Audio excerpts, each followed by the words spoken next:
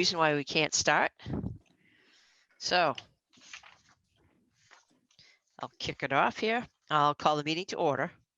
Before we get started, let's introduce everyone on this meeting. I'm Sandy Brock, the chair. When I call your name, please confirm that you can hear me by verifying you are present. I'll start with the commissioners. Travis?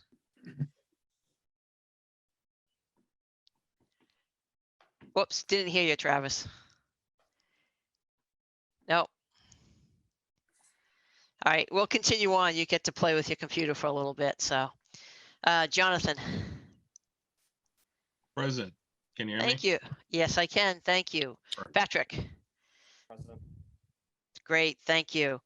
Our staff, Leah, our conservation agent, is not here tonight, but Jan is, and I'm very, very happy that Jan is here so she can run all the kind of technical stuff. So Jan. Present. All right, thank you.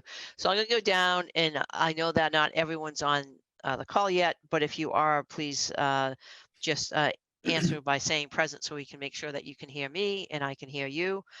First up is for 25 Old Westboro, Jim Baldock. I hope I said your name correctly. You did. Thank you. All right, thanks. For Hudson Ave, Norm Hill. I don't think he's on yet. And is Eric Gilmore or Tom? Okay, so Eric is on. Yep. Yep. And is Tom and Pam Hill on also, or? If they're not, they will be joining us. All right, thank you very much. For 59 Pleasant Street, Stephen O'Connell. Okay, not seeing or hearing anything at the moment. Also for 59 Pleasant, Chad Boardman. I'm Okay. sorry. I was here. I couldn't. Nobody could hear me. No problem. We still have one commissioner that we're gonna have to check in with. So there's a few of us. Those things are happening. Thank you for responding though. 59 Pleasant Street, Travis Brown.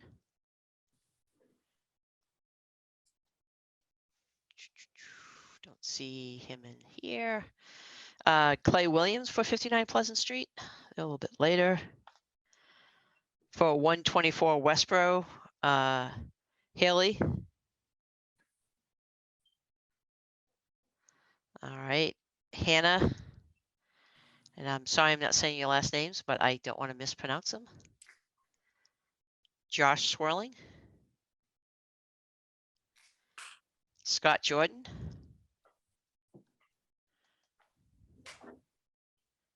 All right, not seeing anyone.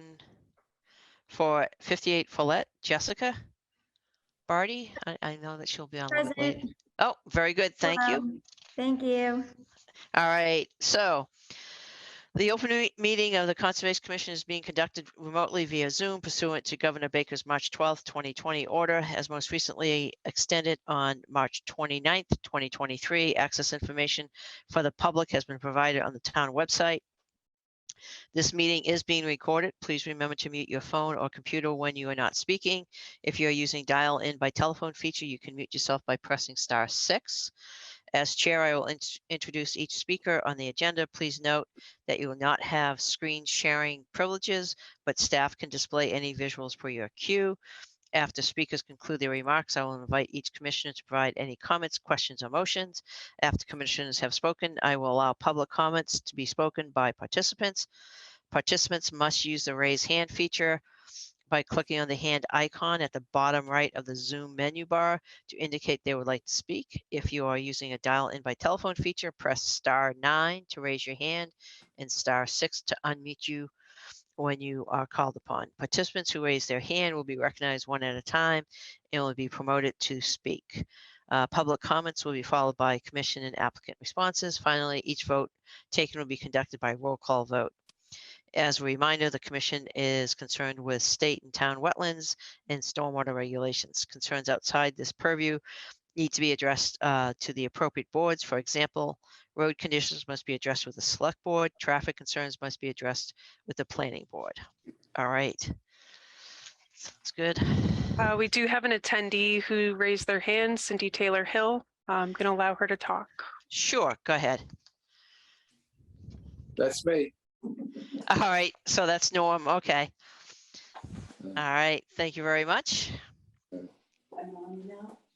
Okay, so I am going to go back to Travis since you're still having,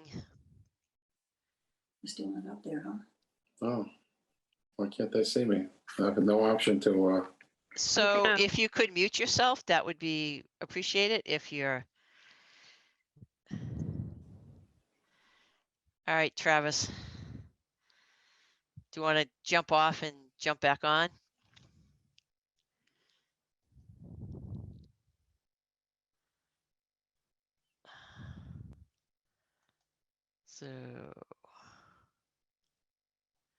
So Jan, did Travis jump off? Nope, he's still here. Oh, he's connecting now. How about now? I can hear you fine. Can you hear us?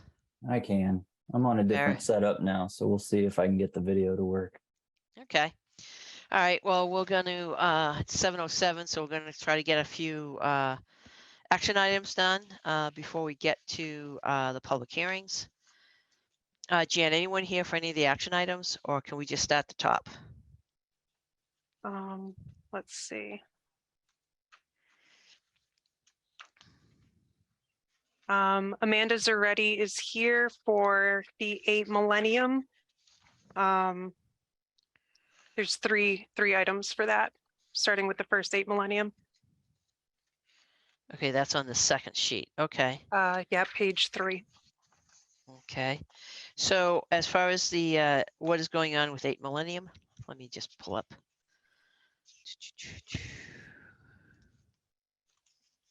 Certificate of compliance. Yes, hi, Chair Brock. This is Amanda Zaretti. Yes, we're just reviewing the report by the agent to kind of go through. So Jan, is there anything outstanding on 8 Millennium that we need to discuss? Nope. So we have the one request for a certificate of compliance under DEP number 164937. Work never commenced under this one. Okay, so why don't we take care of that? As if no work has commenced, that's pretty straightforward. Do I hear a motion for that COC? Grant the certificate for compliance for DEP 164937. All right, for 8 Millennium Drive, and do I have a second? Second, Okay, so a motion and a second. We'll do a roll call vote.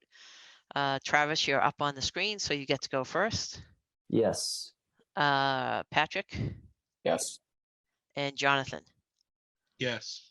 I am also a yes, so that motion carries, and certificate of compliance been issued for the work not commence. Next one, Jan. Will be for Pine Street under Wetlands Permit 131. They just need it reissued. It was previously issued, never recorded, and was misplaced. Okay, straightforward. Do I have a motion? I'll move to issue certificate of compliance for Pine Street Yep, and that's we're just reissuing it. So do I have a second? reissue. Yeah. Reissue. Yep, second. Second. So a motion and a second. Roll call vote. Travis, Yes. Jonathan, Yes.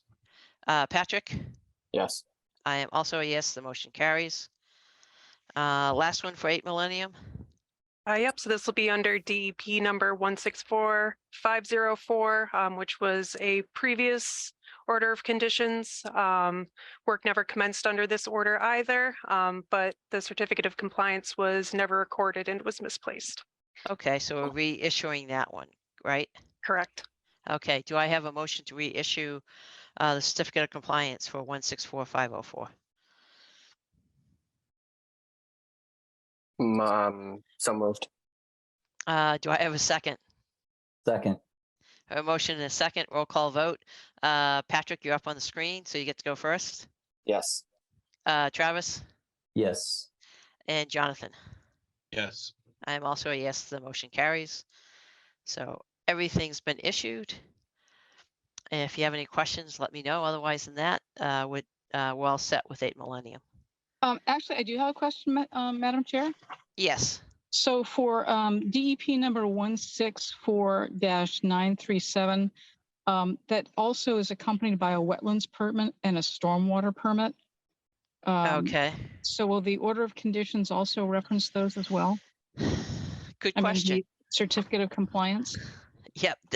So that is an excellent question. The certificate of compliance is typically just for the wetlands permit. So, so Jan, do you have a record of the stormwater permit? Yes, so that whole package under DEP 164-937 will include a certificate of compliance for the wetlands permit 768 and stormwater permit 17-1. It's Okay. right. It's written right on it. So I didn't see that. So you should be all set. Okay, and the same question for DEP number 164-504. There's a wetlands permit for that one as well. So I assume that one's going to be, Yes. So yes. So whenever we do a certificate of compliance for the DEP number, we also issue it for our local bylaw, and that's wetlands permit number. So yes, that is also true. thank you so very much. All right. Have a nice evening. Thank you. Take care. All right. Yep. Bye-bye. All right, Jan, anyone else here? We've got 3 minutes. Nothing I see that can be taken care of in 3 minutes. Okay, so the only thing is we'll go back to meeting minutes. If anyone has any comments, questions, additions to the meeting minutes, this is for the commissioners. If anyone has anything, let me know. I have nothing. If no one has anything, can I have a motion? This was for the June 6th, 2023 meeting minutes. I'll make a motion to approve the June 6th. June 6th meeting minutes, 2023. All right, second. Second. So we have a motion and a second. Roll call vote. Patrick, you're the big image on my screen. You get to go first again. Yes. And Jonathan Yes. and Travis. Yes.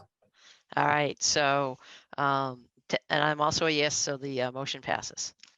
All right, so that was done in a minute, Jan. You got anything else for 2 minutes? We can go down to the first request for certificate of compliance for 106 Millbury Street. All conditions have been satisfied. The as-built is received, the grass is growing, and erosion control is up. All conditions are met. Okay. Do we have a motion for that? Motion to issue the certificate of compliance for 106 Millbury Street. Second?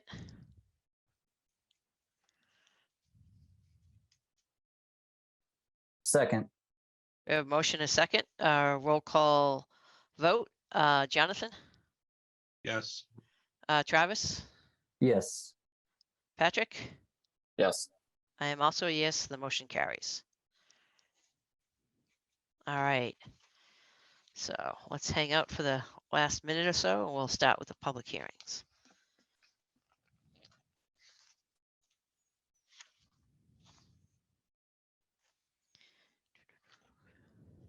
7:15. Okay, starting with public hearings. Pursuant to the Massachusetts Wetlands Protection Act, the Grafton Wetlands Protection Bylaw, the Conservation Commission will hold a public hearing to act upon a request for determination of applicability for the installation of and removal of utility poles in the right of way at 25 Westboro Road. All right, and I have too many pieces of paper in my hand. So go back to who is speaking on that. That would be Jim Baldock. So please go ahead and present. Okay. For the record, my name is Jim Baldock. I work for VHB and I am representing Massachusetts Electric Company for the pole installation and removal project on Westboro Road. Perfect. Thank you. So let me begin. The Massachusetts Electric Company wants to relocate and install some poles along Westboro Road. So P9, as you can see in blue, P10, P11, P12, P13, and P1350-50 would be the new pole installations. The secondary road, which is north, we would be removing P13, P12, and P11. And they would also be replacing P8 and P10 on that, let's see there, yeah, P8, 10, right along that secondary road. Yep. In addition, we would have to include some tree trimming and removal. Removal of approximately 46 live trees, removal of 10 dead trees, and trimming of 6 trees in order to accomplish that work. That work is also within the 25-foot local buffer. So we are requesting a waiver for that as well. Impacts into the buffer zone for the new pole installations would be approximately 24 square feet of earth disturbance. And let's see here. And that's about it.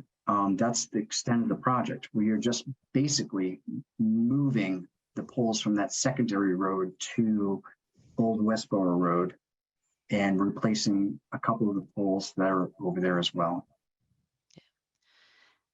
All right, thank you. I mean, generally, you're adding 6 poles, you're taking 3 out, and then you're replacing a couple to service that one, I'm guessing that one site that's on that secondary road, correct? Correct. Okay, so I will go around the commission to see if anyone else has any questions, and then can get into some discussion. So Travis, any questions on this? No, no questions. Okay. Patrick, any questions? No, I don't have any questions. And Jonathan, any questions? No questions. The only question I have is that you mentioned 46 live trees and 10 dead trees need to be removed. Are any of those trees within, and not the buffer zone, but are within any of the resource areas? No, not that I'm aware of. No, I spoke with forestry, with National Grid or Massachusetts Electric Company. Basically, they are adjacent to the roadway along the road shoulder. Okay. Yeah, that's really the only question I have. I will open it up to the public. So Jan, if you want to keep an eye to see if anyone has any comments or questions.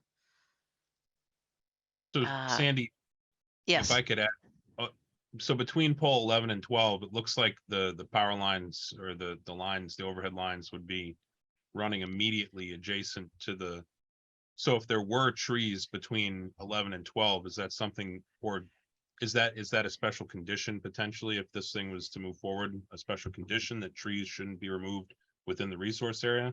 And is the green the resource area on this map, or is the blue? The green is the BVW and the blue is the stream. The Right. bank So of the stream.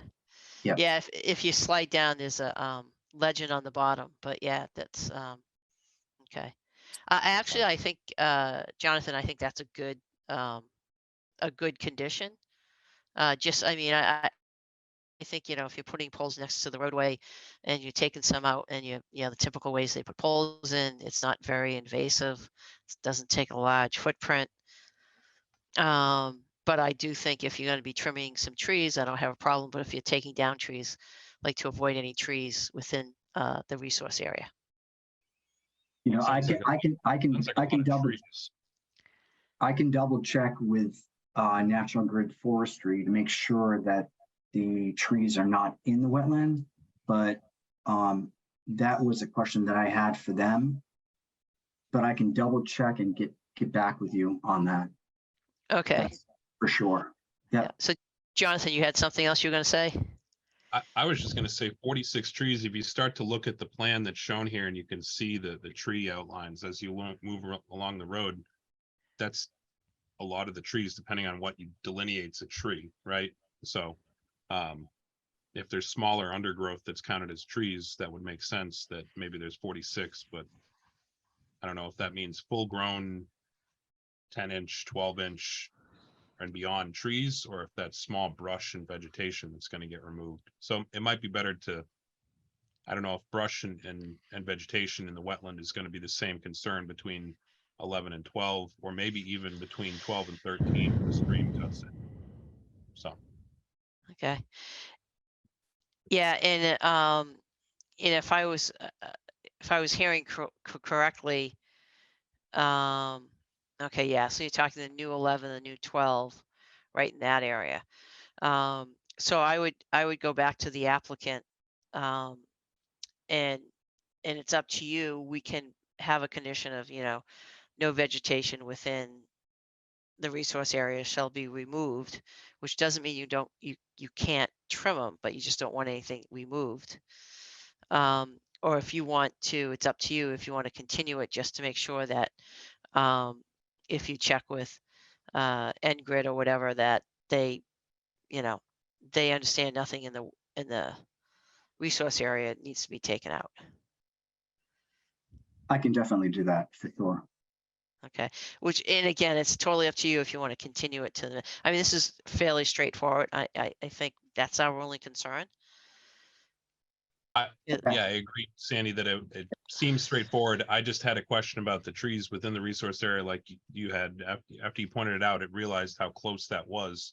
And then, the sheer number of trees coming out would kind of, you'd assume based on this plan that there's probably some that are in between 11 and 12 and 13 that may impact that.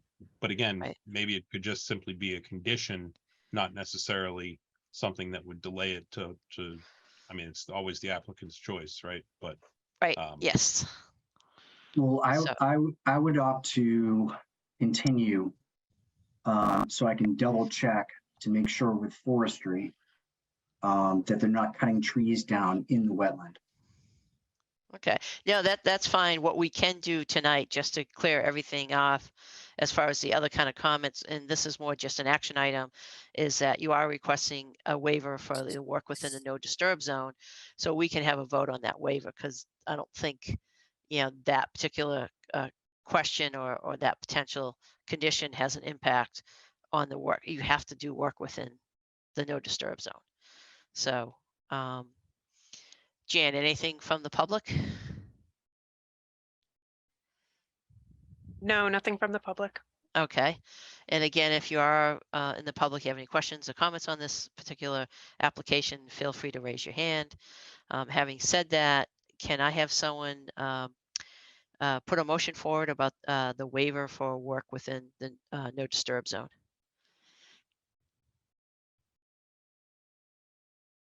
I'll move to grant a waiver for work within the no disturb zone for 25 Old Westboro Road. And do I have a second? Second. I have a motion and a second. Roll call vote. Travis, Yes. Patrick, Yes. Jonathan, yes, and I'm a yes, the motion carries. The only other thing that we do want to do is to make a finding based on the regulations, and specifically 310 CMR 10.02 2A2, which is basically saying, there's no substantial, changes going on here for this work in this area. Just it's a section that we want to make sure that we make a finding that there is no substantial change or enlargement of the use, meaning you're taking 3 poles out and you're putting 6 in, and they have very little footprint. So for that, for a finding, we just want to do a quick roll call vote. But first I'll ask, does anyone have questions on that finding? And Travis, anything on that? Nope. Okay, Patrick, No questions. And Jonathan? No questions on that one. Okay, can I have a motion to make that finding for this project, that there's no substantial change or enlargement of the use of the poles, I guess you'd say? So moved. Do I have a second? Second, Motion and a second, roll call vote. Travis, yes. Patrick, Yes. Jonathan? Yes, I am also a yes, so that you can note Jan as a finding. Other than that, we haven't heard anything from the public. The applicant has requested a continuance. Jan, when's the next meeting? August 8th. August 8th. So I just want to check with the applicant that the August 8th is okay. Yes, All thank you. right, very good, no problem. Not seeing anything from the public. No one else has any comments. Do I have a motion to continue this hearing to the August 8th hearing? I'll move to continue the hearing to the August 8th, 2023 meeting. Do I have a second? 425 Old Westboro Road. Thank you very much. Do I have a second? Second. Roll call vote. Patrick, Yes. Travis, Yes. and Jonathan. yes. And I'm also a yes. That motion carries. So we'll see you on the 28th. Thank you, Madam Chairman. Okay. Thank you very much. Thank you. All right. We went too fast.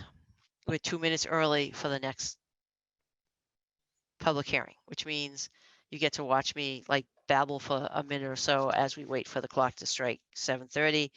Jan, is there anything else on the action items that we could take care of?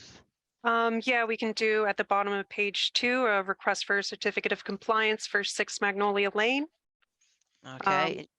Yep, we've had this one on the agenda for a while, but all conditions have finally been satisfied, and the no disturb signage has been installed. All right. Thank you very much. So do I have a motion to issue the certificate of compliance, DEP 164830, our wetlands permit 668 for 6 Magnolia Lane? So moved. Do I have a second? Second. We have a motion and a second.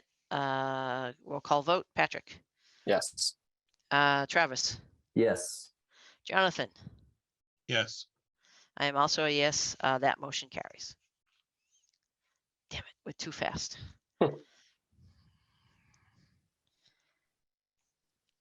It's got to change to 7:30 in a second anyways.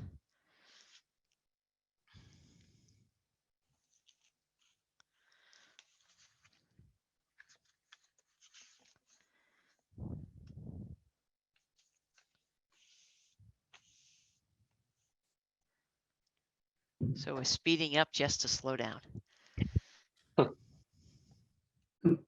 Well, better than the alternative, I guess. Absolutely.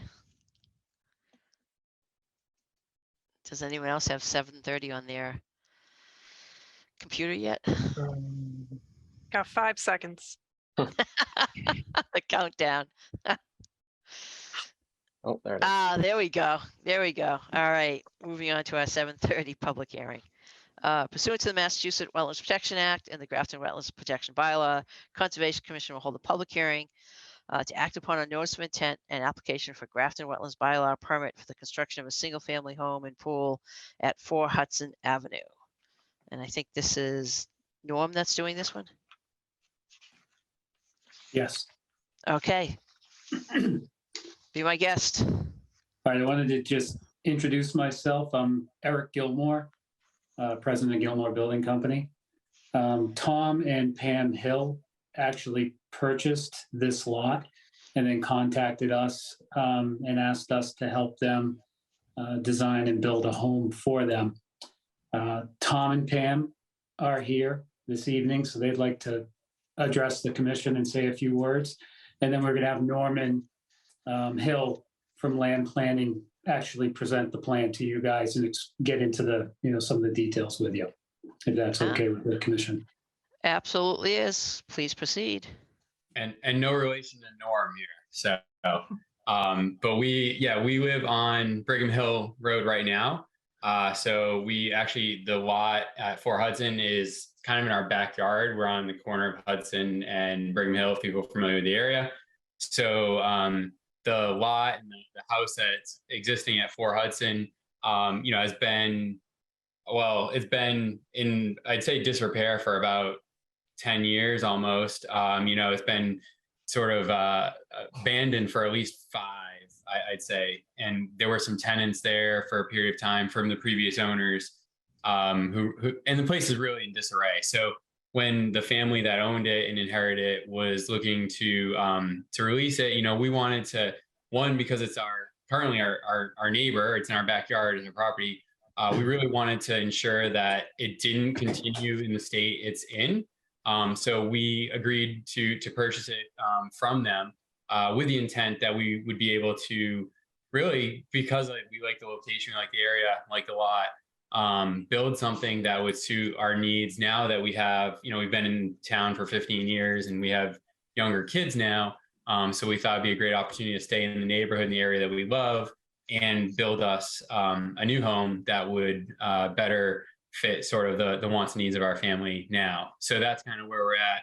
And then kind of once we got into it, we wanted to, certainly we reached out and found Eric and knew Eric would know how to help us. And that's how we've gotten to this point thus far. So anything you wanted to add, Pam? No, just that we really love our neighborhood and we really are excited about the opportunity to help improve it by building a new house here where, when we moved into our current home, there was a family living there that owned the house, and it was a very nice addition to the neighborhood. And it's sad to see how it's become abandoned and there's junk piling up in the yard. And we want to help bring back, what was once there in a new way. I'm glad to see that you're enjoying Grafton and you want to stay here. That's great. We are very focused on what our kind of scope of review is. So it's really for us about the wetlands, and you're going through the process. But if you have any questions, please ask, and we'll kick it off from there. All right, if I could, can you guys all hear me okay? Yes. All right, so Jan, can you bring up the plan? So on the plan, we have 2 drawings. The drawing on the left is the existing site, and the drawing on the right is the proposed site.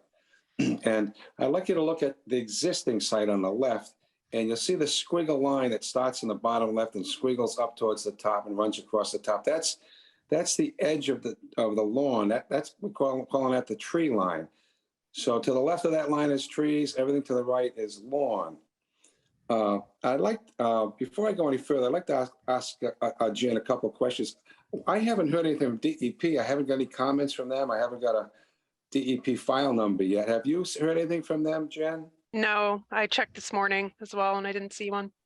Yeah, well, they're short-staffed, and so may have to wait on that. So the second thing I'd like you to look at is the resource areas on the existing plan, on the plan on the left, are at the southern end, the bottom of the property. There's a brook that runs through there. It's 4 to 8 feet wide, 2 to 3 feet deep, and it's classified as a river. My wife and I walk by here often in the summer, and it's dry, but I'm not going to argue it's not a river because it's on the map. So it's a river. So this existing home is built in the riverfront zone. You can see the 50-foot and the 100-foot offsets there, the dashed lines. And the proposed site is all in the riverfront zone. So we're not going to talk much more about the riverfront tonight. We'll wait till we get DEP's comments. But I'd like you to look at the southern part of, well, one thing I wanted to say is the proposed site, we're not proposing to take down any trees. So the tree line is the same tree line on the plan to the right as it is the plan to the left. So we're not proposing to cut down any trees or to expand any lawn. Now, if you look to the southern portion of the property where that brook flows, currently the lawn goes right down to the edge of that brook. And what we're proposing is to let 10 feet of the lawn grow back with natural vegetation. So that's going to make the footprint of the site smaller. Do you understand what I'm saying? So we're going to let 10 feet of lawn grow back with natural vegetation. And then we've got the siltation controls along the 25-foot no disturb. So we're not proposing any work in the 25-foot no disturb other than we're going to have to abandon the existing well. That's going to entail crushing and filling that well. So we put an extra row of siltation controls by that well. So that's just a general overview. I'd like to talk about a couple of other issues. One has to do, this is also in a watershed protection zone where you're allowed to have 25% of the lot impervious. And our proposal is to have 19% of the lot impervious. So we're okay there. There's one other little minor thing I want to point out, and that's the flood zone. The Consigamon River floods, and it's part of our submittal package. We included a FEMA fermet, and the key elevation that pertains to our lot is 298.8. And nowhere on the lot is there an elevation lower than 298.8, except for where that brook goes under Hudson Ave. So there might be a little section down there, maybe 5 or 10 feet onto the lot, maybe 2 or 3 feet wide, that may flood in the 100-year flood. So that's just a quick overview. I'll be happy to answer any questions you may have. Okay, thank you. I'll go around to the commissioners first. Jonathan. I don't have any specific questions right now. Okay. Patrick. I guess I don't have anything at the moment. Okay. Travis. The 10 feet of lawn that you're gonna restore or let grow back, is that within the existing wetland or the delineated wetland? No, it's not within the, it's just north of the wetland line. It's currently lawn, it's upland, but we're gonna let it grow back to give you just a little vegetated buffer between the yard and the brook. So then I'm just not understanding the plan. So there's a conservation sign within on the north side of what I thought was the wetland line. So that is not the wetland buffer or the wetland boundary. No, you'll see the flag numbers. Those that's like an X. I can with zoom in. WF. Yeah. That's the edge of wet, and the brook is just south of those. So Jan, Is- if you could zoom in on the proposed, is there just bank and then no BVW? Is that what's going on, Norm? Yes, pretty much. Yes. So the area, so that there's existing arborvitaes. Okay, there. So it's just below that. The wetland boundary is south of that. Yeah, and the brook is And that, right there so the too. conservation signage, that's the 25-foot wetland buffer? Well, we haven't discussed that. I'm just trying to orient myself Yeah, on this. we've got the map. siltation controls at the 25-foot no disturb. Okay, so that you're way- proposing the signage at, not at the 25-foot. Well, we haven't talked about that. would I think suggest we- I think I see where the wetland is now. Thanks, Jan, for zooming in. Yeah, I would suggest we put the signs just north of that 10-foot. So, yeah, so basically, Throwback. just so a little clarification. So basically, that 25-foot no disturb is not a native vegetated area. It is lawn. So It's that lawn lawn. goes right up to the wetland / bank Yeah. of that perennial Yes. stream.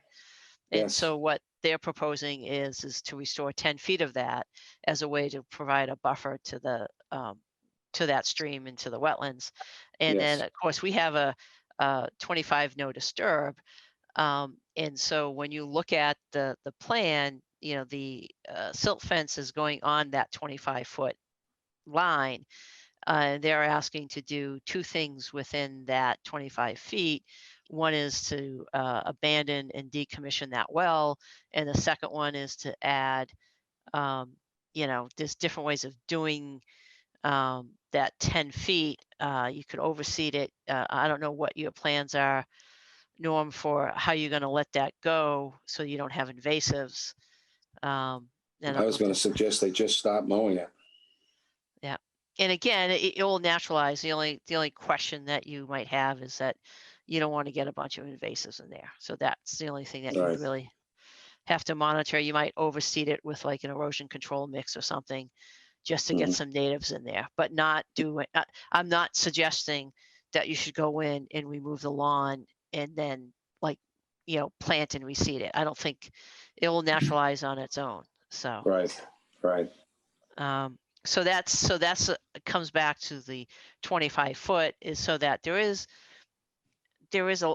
work being done there, and one of it, and that work is basically the abandonment of the well. I mean, that's really because you have to go in physically and crush it and back and Correct. fill it. So Correct. that's really the only thing in. And then the other part is typically we would say put the signs at the 25 foot. But we do that so you don't alter what's going on. In this case, it's already lawn. So the idea of would it be acceptable to the commission based on the existing condition to put in that 10-foot buffer, and then you'd put the signs along the 10 feet, the 10-foot Correct. offset. So, Correct. Yep. so Travis, any kind of comments on that, or any feelings of the 10 feet and so forth? No, not on that. I have questions on the riverfront piece, Okay. but I think maybe we can wait on DEP, or I'm okay waiting on DEP comments. See Right, what they yeah. say, Right, I as definitely, opposed to getting 'cause- into that right Yeah. now. As far as the 25-foot buffer, that's all local, so that's something that we can talk about and actually kind of resolve tonight. But I would agree with you on some of the, degraded areas and what is considered degraded, what's the calculations for that. I mean, I know DEP will be commenting on that, and how there's no question that there's an expansion of impervious, so then there's the calculations about Yeah. inner and outer riparian. And I know that DEP will have comments too on that. Oh, I did have one other question on the wetland. Jan, was it field verified by anyone in your No, department? no, but we are seeking peer review for the wetland. Okay, great. Thank you. Jonathan, any kind of questions or comments around that 25-foot no disturb? No, I no questions on it. I guess my comments or whatever were going to be kind of similar on what you pointed at already, which was potentially an overseed or something. I wasn't sure if they were looking to use.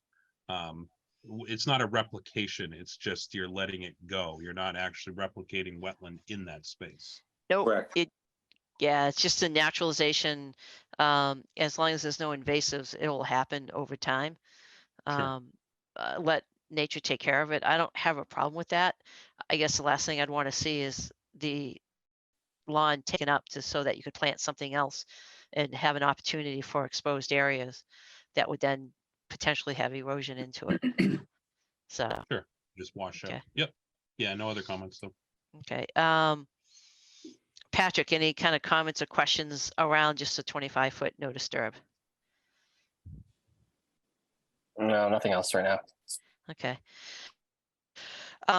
So one of the things, Norm, that you gotta follow up on is just the decommissioning of that well and the fact that you're working in a no disturb.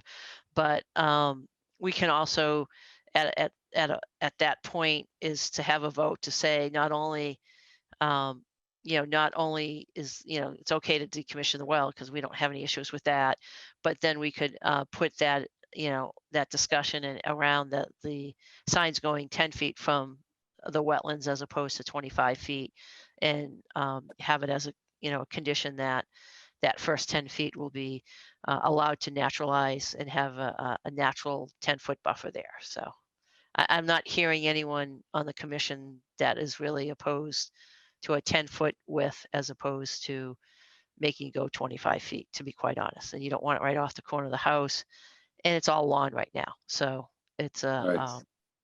it's a way to protect the stream a little bit better. So got no problem with that. As far as some other comments, these are interdepartment comments, which I think you've already hit on some of these, Norm, but you need to comply with the section 6 of the zoning bylaw for floodplain. And that means the building inspector will need to determine that the proposed work does not increase the nonconformity of the house. And then he had a question of if the shed is being removed because it's within the rear setback. And again, this is not Conservation Commission's purview.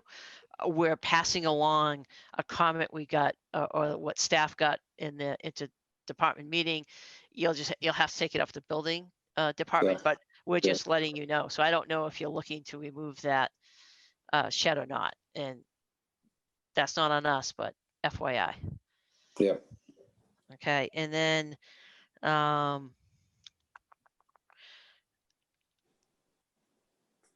also talked about you'll have to comply with the section 6 of the ZBA for the floodplain.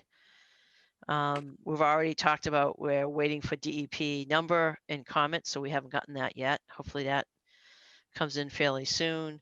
And then it's really about getting the peer review so Ecotech can take a look at that and they'll review the calculations and so forth for the degraded areas and what's in the riverfront and in the inner and outer riparian. So we can't close the hearing quite simply because we don't have DEP number. Right. So Yeah. I would at this time like to open up.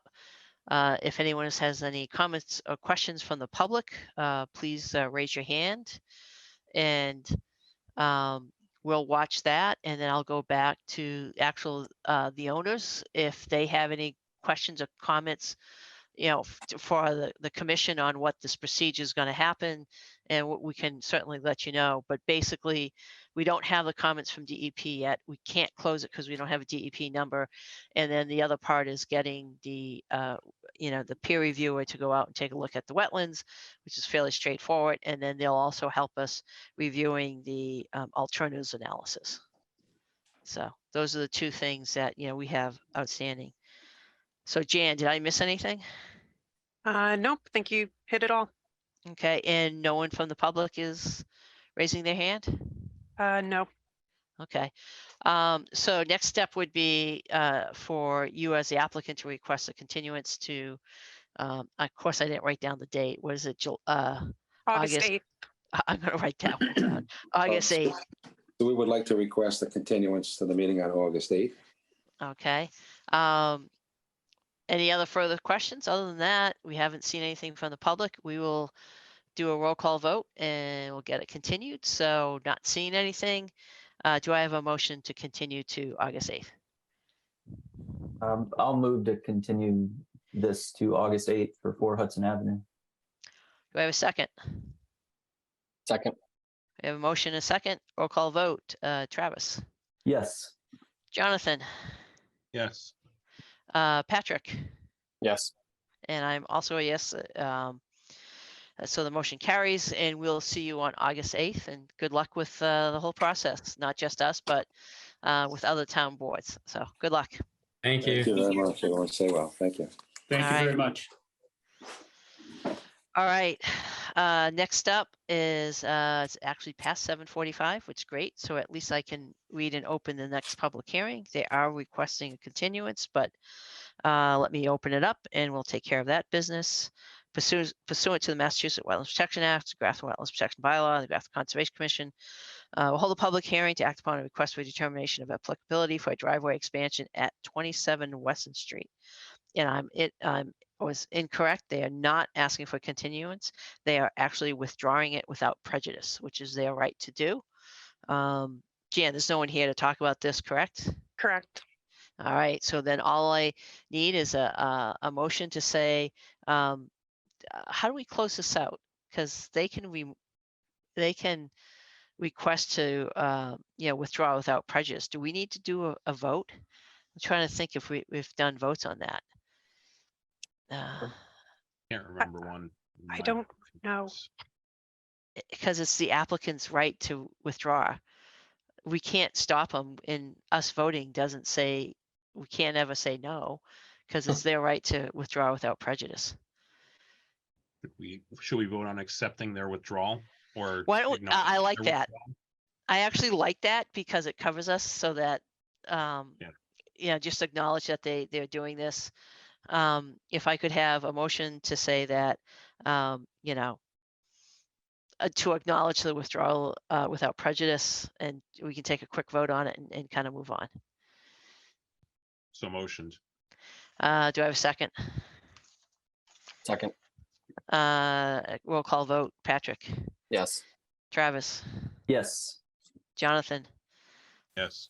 and I'm a yes. I don't know if we need to do this, but it carries. So, that's a good one, Jan, for us to kind of find out, because I don't think we needed to do that vote, but I'd rather do it now and take care of it. Okay. So that's done.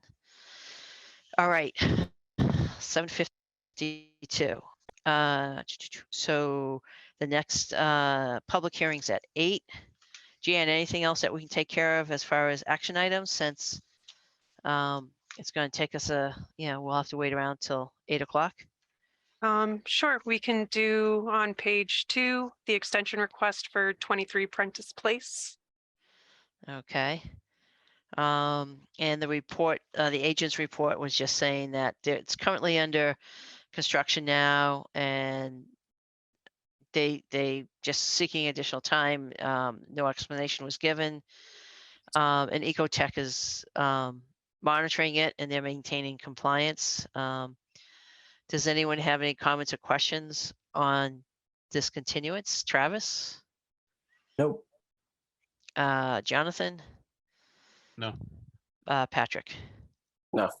I think it's fairly straightforward. Do I have a motion? I'll move to issue a 3-year extension for 23 Prentice Place. Second? Second. Roll call vote. Patrick? Yes. Travis?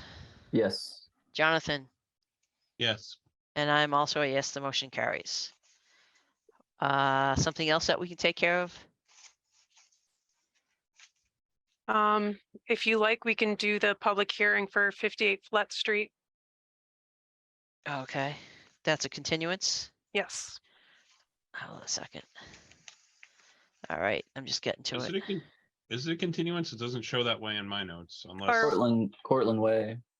Cortland uh, Way is. Yeah, continuance. Cortland Way is the continuance.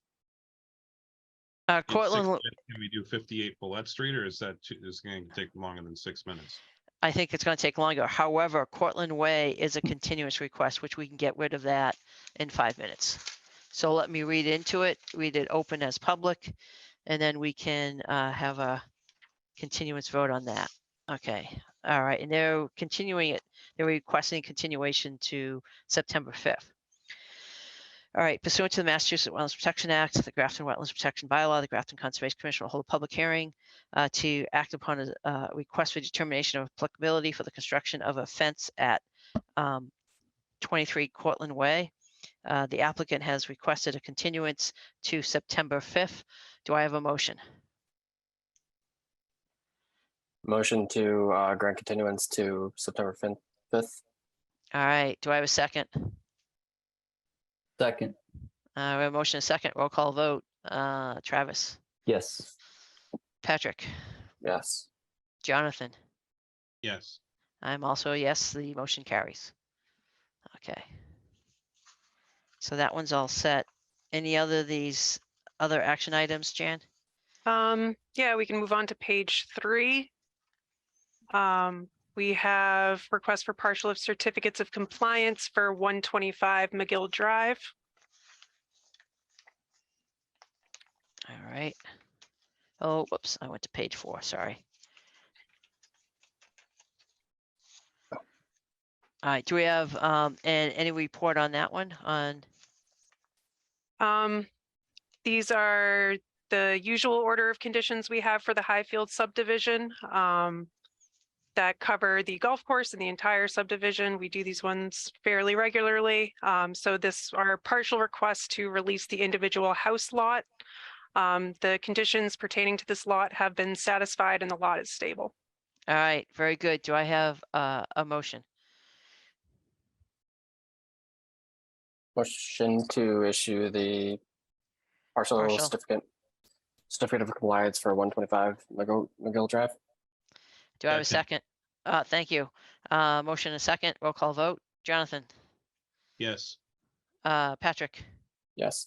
Travis? I've been recusing myself since I'm in a butter to Highfields. Understood. And I'm a yes, so the motion carries. So thank you for continuing to do that. All right, next one, Jan. We have 4 minutes. Sure. Down to the bottom of page 3, we have a request to reissue the stormwater permit for Grist Mill Village. It was previously issued, never recorded, and was misplaced. We should start making 2 copies of everything, so when they misplace it, they can come in and just pick up another original. So do I have a motion to reissue the stormwater permit? So moved. Do I have a second? Second.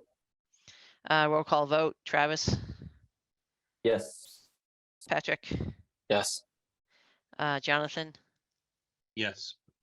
And I'm a yes, and it carries. Okay, 3 minutes.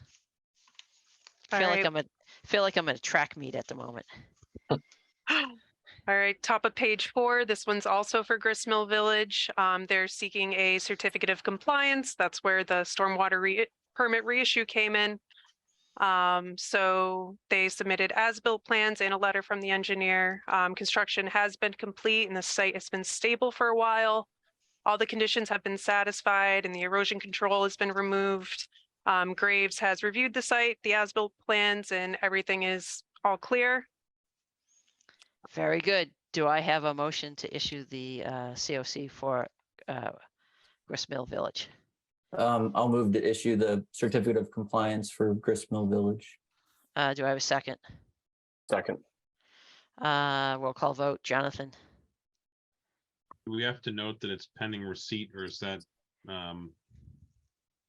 part of that? We're looking at the one on top of page 4 that says pending receipt of recording info for stormwater permit.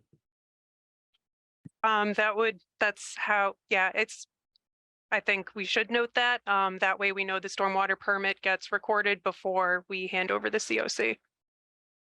Okay. So I am in agreement with that amendment to the order. Okay, and do I have a second for that amendment? Second. Thank you, Jonathan. We have a motion, then we had an amendment to the motion. Now we'll do a roll call vote. Patrick? Yes. Jonathan? Yes. Travis? Yes. And I am also a yes. That motion carries. Okay. Down to that 1 minute. So how many seconds is it, Jan? About 30. Okay. Cool. All right. Gives me time to go back and look at where we are at. So it's 59 Pleasant. Okay.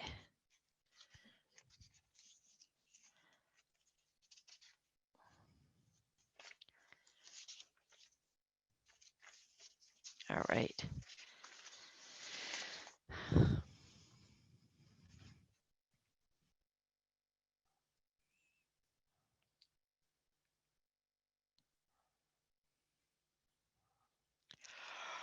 Oh, 8 o'clock.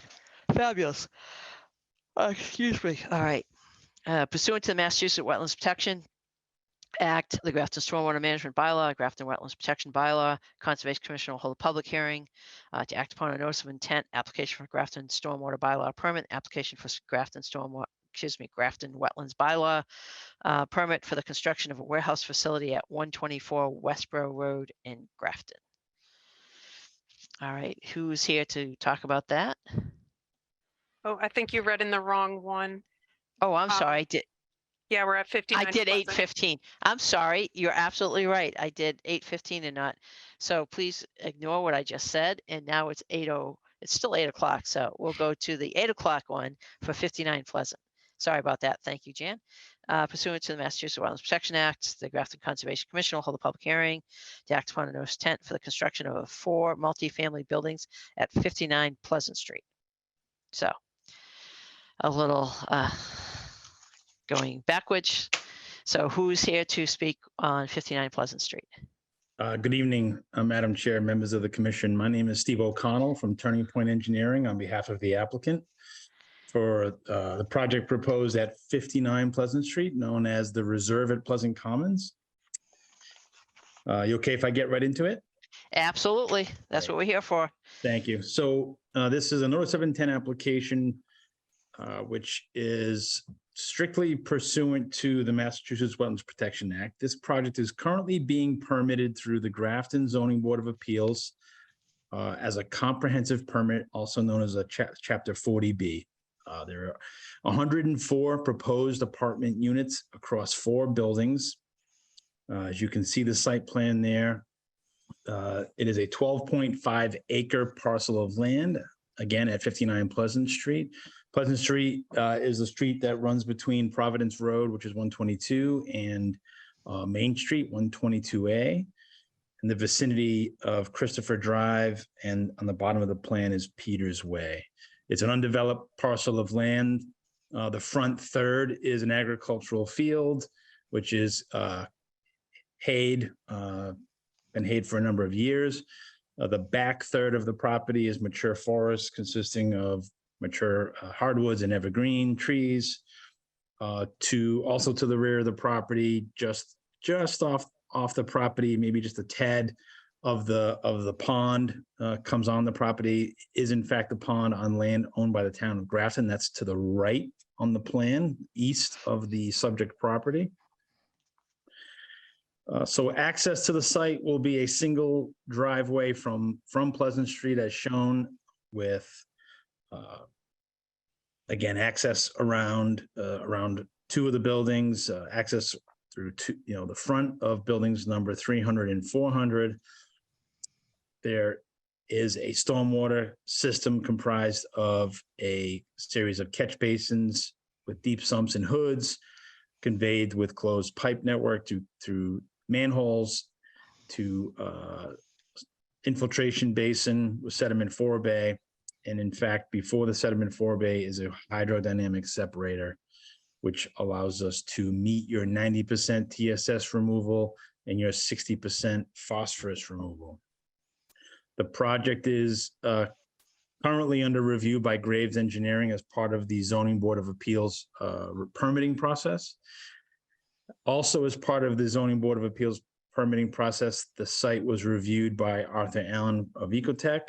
His comments have been submitted to the Zoning Board, but I also made them part of the submittal of this notice of intent application. There's another wetland resource area I want to bring to your attention. It is not we're not in the jurisdiction of this resource area, but to the bottom of the page, there is an isolated, I guess what it was called, an isolated wetland. You can just see the buffer zone on this page. On the existing conditions plan, you would see the whole property, including this larger isolated wetland. Yeah, a few more pages, Jan.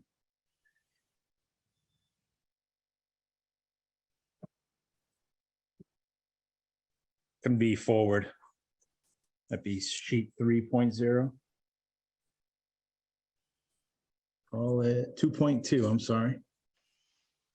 There we go. So this is the back half of the property. You can see that wetland delineated by B&C Associates, confirmed by Arthur Allen of Ecotech. The whole wetland wasn't delineated, just the side that was adjacent to the proposed work. We just wanted to demonstrate that we were in fact outside of that 100-foot buffer from that delineated and confirmed wetland boundary. So an important component of this project, in my opinion, is that almost the property portion of the property that we're looking at here on this plan, which is about just short of 5 acres, will be donated to the town of Grafton. What this will do is this will provide an important connection between existing open space parcels. So just to the south and west, which is at the rear of the lots of Peters Way, there's land owned by the town of Grafton Conservation Commission. And then to the north, the land in which the pond is on is situated. So, yep, there we go, sheet 2.1, owned by the town of Grafton. And then even more northerly than that is land owned by the Commonwealth. There's a series and elaborate network of trails that traverse these properties, including the subject property, although it's been trespassed for a long time, and no one has, the current owner has not seemed to be bothered by that. So what we'd like to do is we'd like to continue and allow that connection to happen, but memorialize it by donating the back parcel of land that is not part of the development parcel to the town of Grafton. In fact, that was part of our proposal to the select board when they supported and approved what they call a LIP. The LIP is a local initiative program, part of the 40B. So we didn't enter into agreement with the select board, and they in fact supported the LIP. We submitted the application to the state DHCD, Department of Housing and Community Development, where they approved this site, what they call site eligibility. Site eligibility allows us to submit the comprehensive permit application to the zoning board. That permit was submitted back in April from memory, and we've been having regular meetings with the zoning board. We're making great progress. So getting back to some of the nuts and bolts, if we want to move forward, Jan, to that grading and drainage plan, which is 5.0. It will, here we go. This is probably one of the best sheets to look at. We have performed the grading on the site where, with the exception of topsoil, this should be almost a near balanced site. The topsoil will be stockpiled and used to the extent it can be on site for top dressing around the site of disturbed areas, stabilization. We will be constructing a large berm on the bottom south side of the parcel, and that is at the request of the abutters on Peters Way. That's going to be almost 14 feet tall at its highest point, which really does marry in nicely to some of the existing grades right where the word development parcel is. You can see the contours tie in there, but to the left and to the right extreme ends of that berm, which will be planted with the landscape plan as part of the plan set, will be this vegetative berm for the benefit of the abutters on Peters Way. So all of the work is proposed to be outside of the 25-foot no disturb. We meet all of your local bylaw and stormwater requirements with regards to design and treatment of stormwater and recharge requirements. But because this is a 40B, all local permits are typically issued by the Zoning Board of Appeals. So this commission is only tasked with issuing an order of conditions under the Wetlands Protection Act 13140. So as you can see from the plan, there is no work in the 25-foot buffer. There's only a small section of what we're calling building number 400, in which a portion of that building is in the 100-foot buffer. And then there's only some stormwater basin and grading in the 50 and nothing inside the 25, as you can see. There are sheets within the plan set that show trails that will be constructed to connect to existing trail network. A portion of the project is actually going to take stormwater runoff from Pleasant Street. If you look to the left side of this plan, you'll see an existing 12-inch RCP pipe comes from a catch basin above the word proposed drainage channel near the driveway entrance. So that catch basin collects runoff, partially from Pleasant Street and partially from up gradient to the west. That area was accounted for in hydrology and hydrologic calculations. And what we could have done is we could have just collected that water and piped it all the way through to the pond, but that water isn't getting much treatment now. So in consultation with Jeff Walsh from Graves Engineering, we accounted for that volume into our stormwater treatment system. So we're getting existing stormwater, which will now be treated in the stormwater system prior to discharge to the pond. So that's a fairly broad overview. You may have heard about this project, as some of these projects can be controversial in some ways from abutters. It's been in front of the ZBA for 3 to 4 months. So again, if there are specific questions that I can answer, I'm happy to do so. I think that's a pretty good overview. I have information available with regards to percentage of impervious coverage, building coverage. We're only going to be disturbing about land clearing rather of about 2.5 acres of what's wooded now compared to the existing agricultural kind of grass hayfield. Impervious coverage is about 25%. Open space, like I indicated, will be just under 5 acres, and our project development area is 7.7 acres. So how about I leave it there? I could ramble all night and entertain some questions. Sure, I have a few questions, but again, we realize that we don't have all the peer review comments back yet. So, you know, and we're also awaiting DEP comments too. So we'll be continuing, but let's see if we can get a few questions out there. So I will go around the commission. Jonathan, any questions at this time? No, I don't have any specific questions. Okay, Patrick, Nothing at this time. Travis? Are the stormwater basins, are they going to be vegetated? Or are they Yeah. gravel riprap? And Nope, they're- apologies if you've already explained that and I missed Oh, it. that's okay. They're grass. There will be grass basins and maintained as such. The Okay, only so just like parts- fescue or something like that. Yep, it'll be a water tolerant species. The only parts that won't be grass are where we show riprap at pipe ends and in the forebay. The forebay will have a row of gabions to delineate the forebay from the first part of the infiltration basin. So it is kind of a two-stage basin. We have that upper portion just due to the need for volume. You know, I know Sandra would understand this, and I don't know the rest of you as well as I know Sandra. Just over the years, the site has fantastic soils. It's high infiltration. But what that means is that almost no water leaves the site in the pre-development condition in the 2, 10, 25, and maybe even slightly the 50-year storm, which makes it very difficult when you're adding impervious areas and you're creating runoff that mathematically doesn't exist in the pre-development condition. So using your Cornell figures, which is more than the TR55, TR20 runoff, rainfall amounts.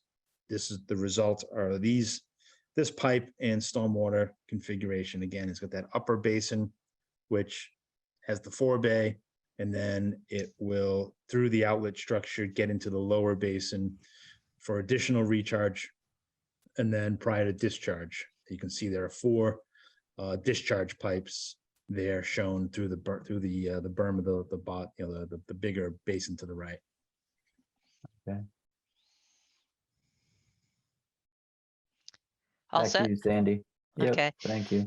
Yeah, so I have some questions, and I think some of it is just getting some information. Yeah, we do understand that the local bylaws are administered by the Zoning Board of Appeals through the 40B, but that doesn't mean you don't have to follow those bylaws. It just means that they're administrating it. The other part of that is, did you request any Waivers? No, yeah, just not having to comply with any the sections of the bylaws due to hardships. Nope, not at all. Not a Okay. single waiver. I will tell you, just for transparency, the only waivers we requested were the fees associated with the local bylaws and stormwater, because it was already being peer reviewed and reviewed as part of the ZBA. So no technical waivers with regards to any of your local bylaws or regulations for wetlands and stormwater. All right, thank you on that one. And then course. soil type, A soils out here or B soils? A+. Okay, I know, that there's no answers that answers a lot of that. As far as doing LID techniques or green infrastructure, obviously the infiltration is part of that, but it's centralized, it's not decentralized. Did you look at any opportunities to kind of do some other green infrastructure on the site other than just the gray infrastructure that you're showing? We did a little bit. It became a challenge to fit what my client was hoping to fit on the site. In fact, they were hoping for more. during the conceptual process, there were 6 buildings. But, based on stormwater and other design constraints and criteria, we're down to 4 buildings, 104 units. There is a component of LID, which probably is a little non-traditional. So right adjacent to Pleasant Street on the west side of this plan, where the existing catch basin comes into the site, the landscape plan shows some plantings. This is kind of going to be a low area. Stormwater will collect there because the existing culvert on the Pleasant Street will discharge in this location. But we're also going to install, because we're installing a sidewalk to connect Peters Way to Christopher Drive, which is going to have a curb. We're now going to be collecting stormwater up against a curb. So we're proposing catch basin A to be installed. That'll convey stormwater to drain manhole A and discharge it into this kind of low area. The low area will collect water and then discharge it out the head wall into the closed pipe system. The landscape plan illustrates some plantings in this area that would be somewhat similar to a rain garden. It's not going to have all of the media that you would sometimes see in a rain garden, but this is a quasi LID area that really just treats existing runoff from Pleasant Street. All new runoff from the development site itself will be handled by these proposed stormwater basins. Yeah, just curious. So basically, all you're doing is you're grabbing the Pleasant Street gutter flow on the whatever east side, or I don't know where the north arrow Yep. is. Yeah, you're right. North is up on this plan. So you're grabbing that, and then you're going into a manhole that's basically in the sidewalk. Is that what you're saying? Yep, And then that's you're correct. discharging. Yeah, the other way, I don't know if you ever used it, the rain guardian turret or whatever, where you do, breaks and gutters and go right out into the sidewalks. It's an interesting structure. But what you have here is fine. It just has a little bit more surface flow, and but it's not going to really change anything materially as far as your stormwater goes. So, right. Okay. Yeah, it is a dense site. As far as our stormwaters, yeah, you're using the Cornell. Hopefully soon DEP will update their regulations, which we will follow and update it with that. You do realize how much the stormwater manual is changing? Correct. Yep, but that's not here, so we're not going to go there. So, so those are the questions I had, is really just if there's any other opportunities for green infrastructure. You already answered the 40B and the type of soil. So at this point, I don't have anything. I am going to open it up to the public. If you have any comments or questions, please raise your hand. I just want to let the people who happen to be online listening in, we do not have the final letter from our peer reviewer. Our peer reviewer is a professional engineer who reviews all the stormwater calculations and the general site layout. That's independent from any of the planning board or zoning board or conservation commission. And we're also awaiting DEP number and comments. So this will be continued, but if you do have any comments or questions, please raise your hand. And Jan, anyone with their hand raised? Yes, we have Rob Aberg. I'm going to allow him to talk. Absolutely. Yep. Can you guys hear me okay? Yes, we can. All right. Okay, I guess I can lower my hand first so I don't forget to do that later. Yeah, so we talked with Evan about this from Ken Holberger and I from the Land Trust, and I've been following this. On the stormwater basin looks really good. We're in the Land Trust abuts the Wheel Rock development up way high on Wheeler Road, and that stormwater basin has that similar white apron design, and that's been working well. It's farther away from the trail up there. So this one, I just had a question on the trail realignment. Are there any anticipated accommodations that the trail is going to have to make because it does connect two large open space areas that the public likes to use. And, you know, with all the stormwater outlets, it looks like 2 at 302 and then 2 more at 302.75, not including the emergency overflow. That looks like it's spread out nicely, lots of riprap. But is there anything that the town would need to do to have a trail that doesn't get perma flooded? You know, if the ground drains fine, I guess we don't have to worry about it. But it would be nice to see that if we are talking about having a trail that connects, that it's actually feasible to have a concept for what the trail requirements would be to pass through that. I think it's just downhill, 3 topo lines. What's that, 6 feet? So Yeah, it's indicated by the dash line that runs along the outside of the wetland boundary. is that the new? I thought it said existing trail. It is, yep, it does. It's yeah. Yeah. Oh, so it's proposed not to. It doesn't need to be realigned. No, not in this location at all. A little further to the south. There's some realignment going on. Yeah, there's some realignment going on. So yeah. Okay. So Okay. Yeah. And so do you have any suggestions or needs that the trail would need to have accommodation for that? Any flow concentrations there, or will it be, you know, okay as is? I would be extremely surprised if there were you know, velocity issues coming out of that pipe that would affect that basin. The soil conditions here are so good between inside the basin, throughout the site, and even just a small, you know, discharge from the basins. I'd be very surprised if there was any issues with that trail. Okay, good to know. Yeah, just high up on Wheeler Road, your basins, they were built correctly. They seem to be functioning correctly. But lower down on Wheeler Road, we've had, you know, increased flow. So there's a lot of concern about that in town. Thanks. Yeah, completely different soil conditions. Being familiar with both areas of town, I can see the differences and the challenges in, you know, the Wheeler Road area versus this area. Okay, well, that's all the questions I had. Thank you. All right. If anyone else in the public has any questions or comments, please feel free to raise your hand. So Steve and I have one more question for you, and it's just something I actually really like to see.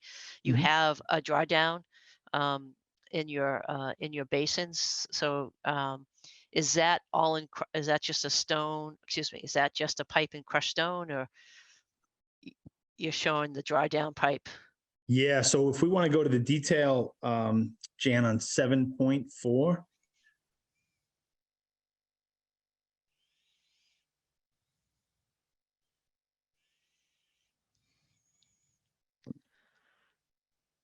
There. Okay, so bottom left-hand corner. So it's a solid pipe, Schedule 40 pipe with a cap. So essentially, the cap is removed inside the pond, and the cap could be removed inside the outlet structure to draw the water down in the pond for maintenance. Okay, and that crushed stone comes to the surface. Correct. Yeah. Yep, it's actually kind of like mounds a little bit above the surface. I'm just a big proponent of those stone wicks in an infiltration system because they will get clogged over time. So that's, to me, is just a positive thing. So, all right. One other question, you had mentioned what the area of the general development is, just square footage or acres. Yeah, the development area is 7.7 acres. Okay. Just as an FYI, we typically have a policy where we don't like to see more than 5 acres, either, you know, the woods taken down, but to be bare and to be active. We usually like to see a phase project. This is so close to the 5 acres. I don't think that's an issue, but just an FYI, if that comes up, we just want to make sure we address it. That's all. Yeah, and your comments appreciated. I meant to bring it up myself. And given the nature of the project, the how close it is to that 5 acre threshold, and what I mean by nature of the project, meaning the earth moving activities to balance the cuts and fills, I think it's going to be super critical that is allowed to happen as one earth moving exercise. It'll expedite the process and limit the amount of time, you know, soils will have to be exposed before they're stabilized. So I think being a phased project in this scenario could actually be counterproductive. So I'm glad that you acknowledge that. And once we can discuss this when it gets continued, once we have the DEP comments. Jan, is there anything else I missed? I think it was fairly straightforward. We do have an attendee to speak. It'll be Jim McGee, if you could give your address.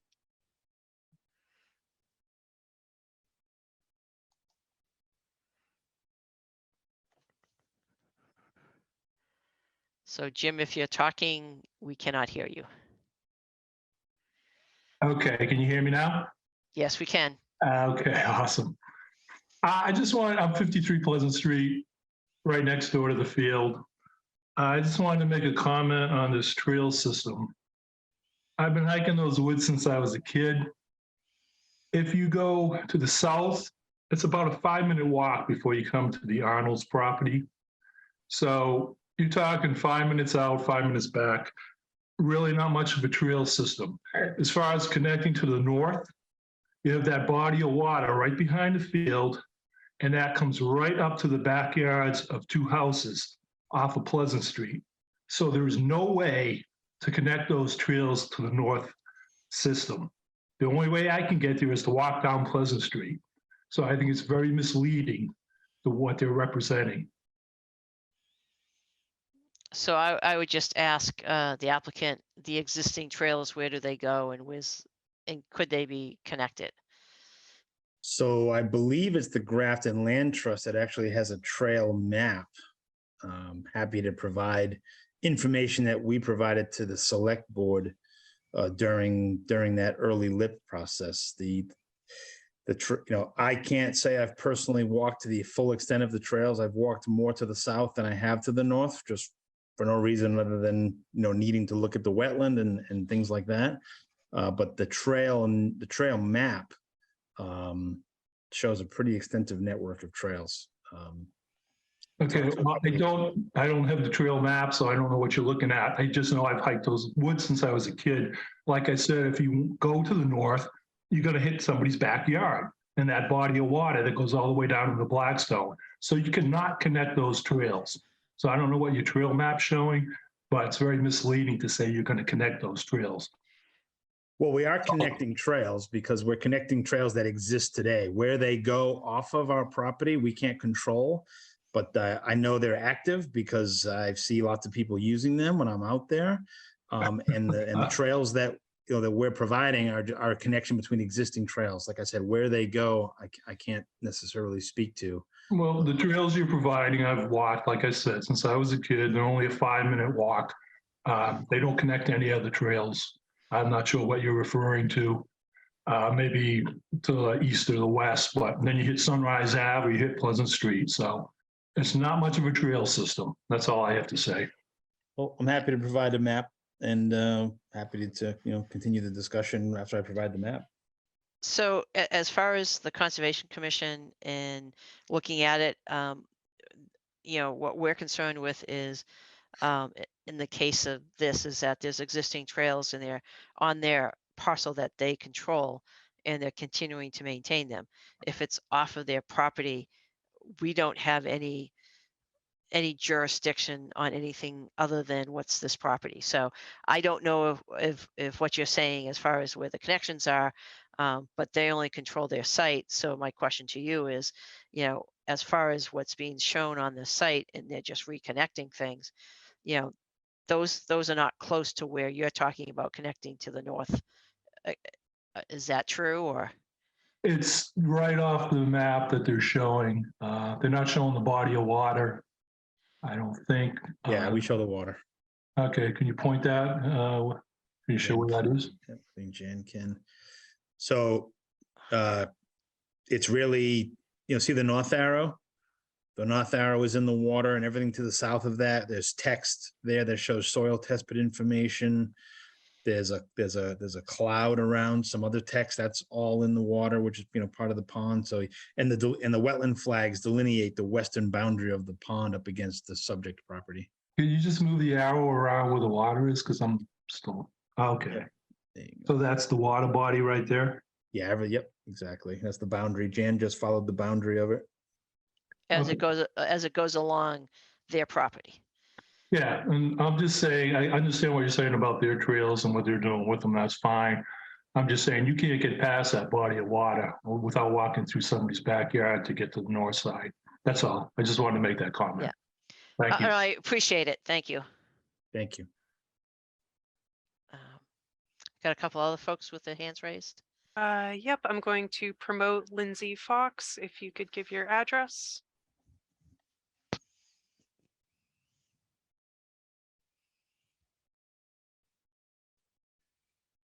Can you hear me okay? Yes, we can. All right. So Lindsay Fox, 61 Sunrise Ave.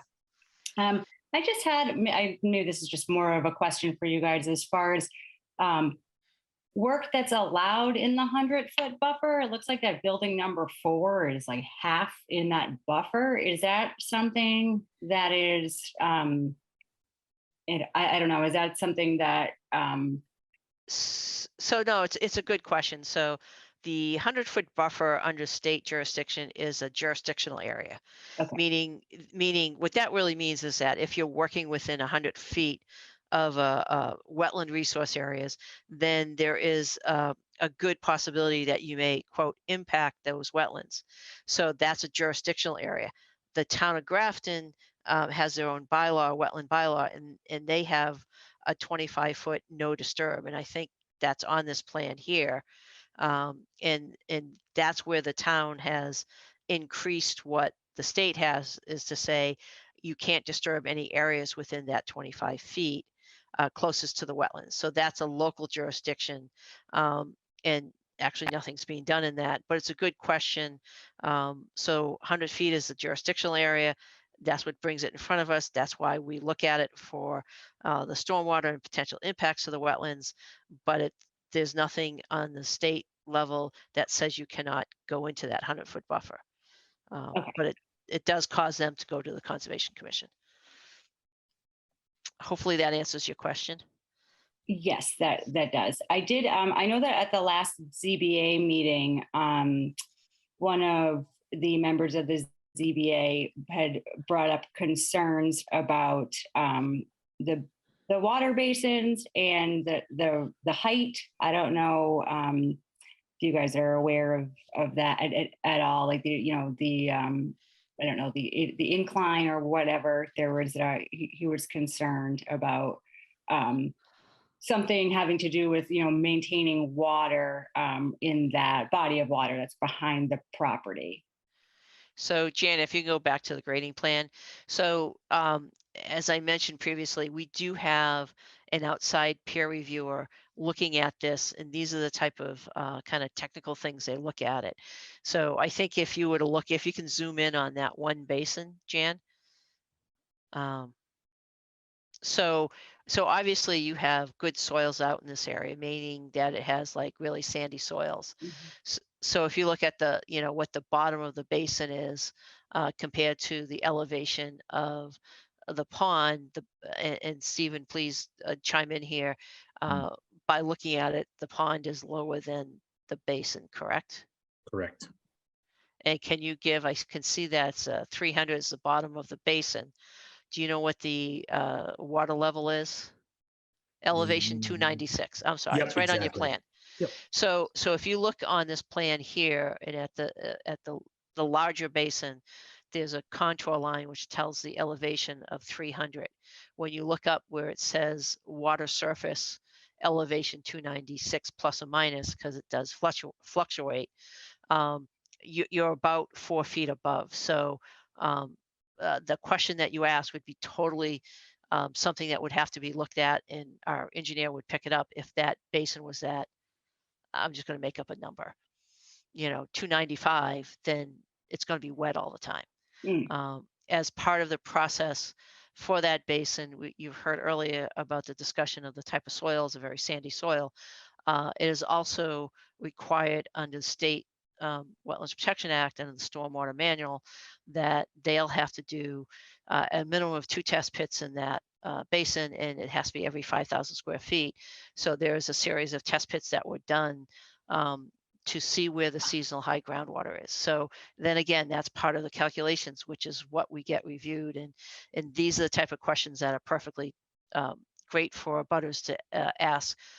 Because if you have concerns, this is a place that we can let you know what's going on with that. Because those are our concerns also. Gotcha. Okay. And I just have one more question. As far as a project like this, would this trigger like a MEPA review or anything like that? Small of a project to do so? So as far as the MEPA project, there's 2 steps to it. The first is jurisdiction. So the jurisdiction is either a state permit or it is state funding. I don't know if this has jurisdiction. And if it did have jurisdiction, then there would have to be a threshold exceeded. And that threshold can be the number of trips of a traffic, the number of parking spaces, which doesn't look like it meets that. It could be the amount of imperviousness. If you have greater than 5 acres of imperviousness, then you go to what's called an ENF or environmental notification form. So you have that whole process. So I will go back to the applicant engineer and let him tell you exactly where the thresholds are as far as MEPA goes. Yeah, you're spot on, Madam Chair. There are those thresholds, but in order to even consider those thresholds, you need to either have a state permit or state funding, and this project has neither. So MEPA is not applicable to this project. Does the 40B process constitute a state permit? No, because the permit. I don't know the answer, so I'm asking it. It's a good question. The permit is issued by the local ZBA. That the DHCD just issues site eligibility, but the permit is issued as a comprehensive permit from the local zoning board. So hopefully that answers your question. If you have any others, please ask them. I just have one other concern, and I know that this isn't necessarily related to this project. I live on Sunrise Ave, and we have been dealing with like brown water for the past month.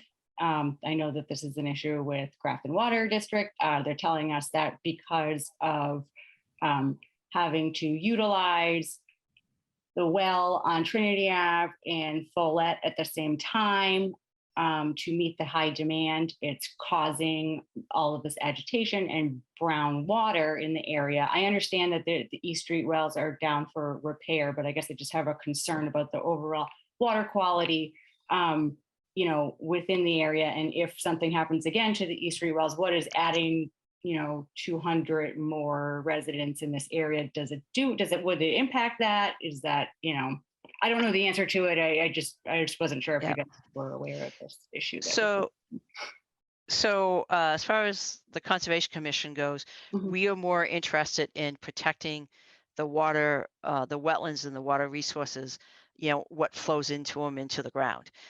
We have nothing to do with the Grafton Water District. I'm probably saying the wrong name of it because I think there's 2 of them, I forget. But, as far as the town water supply system, we don't really have a comment on that. We do our best to protect the wetlands or anything else that ends up being contributing to the, aquifers and things like that. But we don't for the individual wells really get into it. All right. I was only asking because I know that this is within the water supply protection district. So I wasn't sure if there was anything that, And so there's a process that the applicant will have to go through to do that, to if there's any issues or with the being in that overlay district. We sometimes get asked from the district, the water district, to give our opinion on something related to wetlands. But when it comes to the aquifer and so forth, we don't have a lot to do with how it impacts the wells. And I'd ask the applicant, as far as the overlay district, is there anything that you need to do with the ZBA as far as the water district goes? We're just designing the stormwater system to meet the requirements in the bylaw of that district. So, treating 1 inch of runoff, meeting the recharge requirements, but all of the requirements are being met. Okay. So, okay, thank you. All right. Madam Anyone else? Chair, Yes. May I? You had mentioned peer review a couple of times. Is this the same peer review that Graves Engineering is performing and you'll get a copy, or is there a separate peer review? there is not a separate peer review. Okay, just wanted to- Typically, as far as the different boards go, is that we share the peer review, and even if Graves is going to do the wetlands, they're basically taking their peer review for planning or zoning and so forth. Correct, Jan? That they would add certain specific things about the Wetlands Protection Act if they see anything. So we don't double dip on that. So Understood. And when speaking to Jan, you will also get something from Ecotech, even though they've already submitted something to the ZBA, you'll get a little bit of supplement just specific to the commission's review. Okay, yes. thank Yep. you. All right. Anyone else on the in the public? Yes, we do. We have Ed Denaro. I'm going to promote you to talk. If you could please give your address. Hi, can you hear me? Yes. Right, Ed Denaro, 20 Christopher Drive. Ms. Brock, do you have jurisdiction over the pond? Is that what you said? The Conservation Commission? So we have the responsibility under the Wetlands Protection Act and under the wetlands bylaw, the Grafton Wetlands bylaw, is to make sure that projects that are within the jurisdictional line, in the case of the wetlands, it's a 100-foot line, that's jurisdiction. So one of our main things that we try to do is protect those wetlands. So that's key to what we're doing. Do we know the width and the depth of this pond? Can we? I can't, read not skilled at reading the chart there. I mean, is it 10 feet deep, or does anyone know? So I don't know, Jan, if you want to just bring up a GIS map, you can see that. As far as they're not doing work within the waterway, they're doing work upgrading of it. So what we're concerned with is either sounds a little bit different, but we don't want to see it dried out, or we don't want to see it flooded. So the key thing is Right. to get that water back in the ground, so you keep a natural system as far as where the groundwater elevation is and what's feeding the pond and so forth. So we can you still hear me? yes, and I just wanted to show you how big that pond is. Yes. Right. So we're at, this development will invite in we don't know yet, a significant number of children. It may not, but either way, there's bound to be some kids there. And what about the town's future liability? I mean, kids will be kids. They'll wander. They'll, fool around on the ice, fall through the ice. What happens in that situation? So, as far as I'll tell you right up front, I'm not an attorney. And as far as the risk of that, if you zoom out a little bit, Jan, you have that water course there. You have streams and other rivers and other ponds and so forth. It's throughout the landscape, and it becomes, it would be less on the town and more on the owner of that property as how they, control their property and so forth. So there are existing trails that go right by that pond. So, tragedies and tragic events happen. I can't tell you we're not going to fence every single, waterway in Grafton. So I'm not sure, is it just the density of people there that you're concerned with, or it's well, there's trails there now. I guess I'm trying to get to what exactly it is. Kids will be kids, and I saved my sister's life falling in the ice in a quarry that the two of us should have never been near. But, kids will be kids. But I was just curious that there hasn't been a discussion about that. And there's, I'm not an attorney either. There's a different set of rules regarding swimming pools, but I noticed that people are forced to fence swimming pools, but yet we have a larger pond here. And I'm not quite sure it would fall on the developer because it's not their land. That would be something you would need to bring up to the select board as far as what, it's, Okay. and I guess, and the question is are you going to, I live right down the street from a pond, I walk by it all the time, so don't a lot of other people. It's not fenced, so that to me is not our decision under Conservation Commission. If there's a concern or for some reason there's a higher level of risk, that I think would be taken up with the select board, actually. Got it. And their council, I guess. Okay, Right. thank you. All right, no, Yep. no problem. Anyone else? I do want to wrap this up. This will be continued, but we do have another hearing that we have to go through, so. And just for the people that are actually online, we do not have certain information, specifically a DEP number. We cannot close this hearing. This hearing will be continued to August 8th. So if you do have other questions, you can certainly, join our meeting on the 8th. And if you have any other questions, please feel free to ask. I'm going to do a quick roll call of the commissioners, see if there's anything else you want to ask tonight. Otherwise, we're going to look to the applicant to make sure that he wants a continuance, because we can't really close it. Jonathan, anything else on this? Nothing else. Patrick? Nothing else right now. Travis? Nothing else right now. All right, thank you very much. So to the applicant, I'm guessing you want to have this continued? Yes, please. Okay. And again, for everyone that's online, this will be continued to August 8th, and you can always check the agenda to see what time it's going to be scheduled to be on, but understand that doesn't always hit schedule. So do I have a motion to continue this hearing to August 8th? I'll move to continue this hearing to August 8th for 59 Pleasant Street. Do I have a second? Second. Okay, roll call vote. Patrick? Yes. Travis? Yes. Jonathan? Yes. And I am a yes. That motion passes, and we'll see you on August 8th. Thank you very much. Good night. Good night. All right, Jan. We're falling behind. All right. All right, so next up is 58 Follette. Let me read that in, and we can get going on to 124 Westboro. be the one I didn't do before, right? That's all right. Because I'd already crossed it out because I already screwed up once. So let's do 124 Westboro. Okay, pursuant to the Massachusetts Wetlands Protection Act, Grafton Stormwater Management Bylaw, Grafton Wetlands Protection Act, the Grafton Conservation Commission will hold a public hearing to act upon a notice of intent, application for Grafton Stormwater Bylaw permit, the application for Grafton Wetlands Bylaw permit for the construction of a warehouse facility at 124 Westboro Road.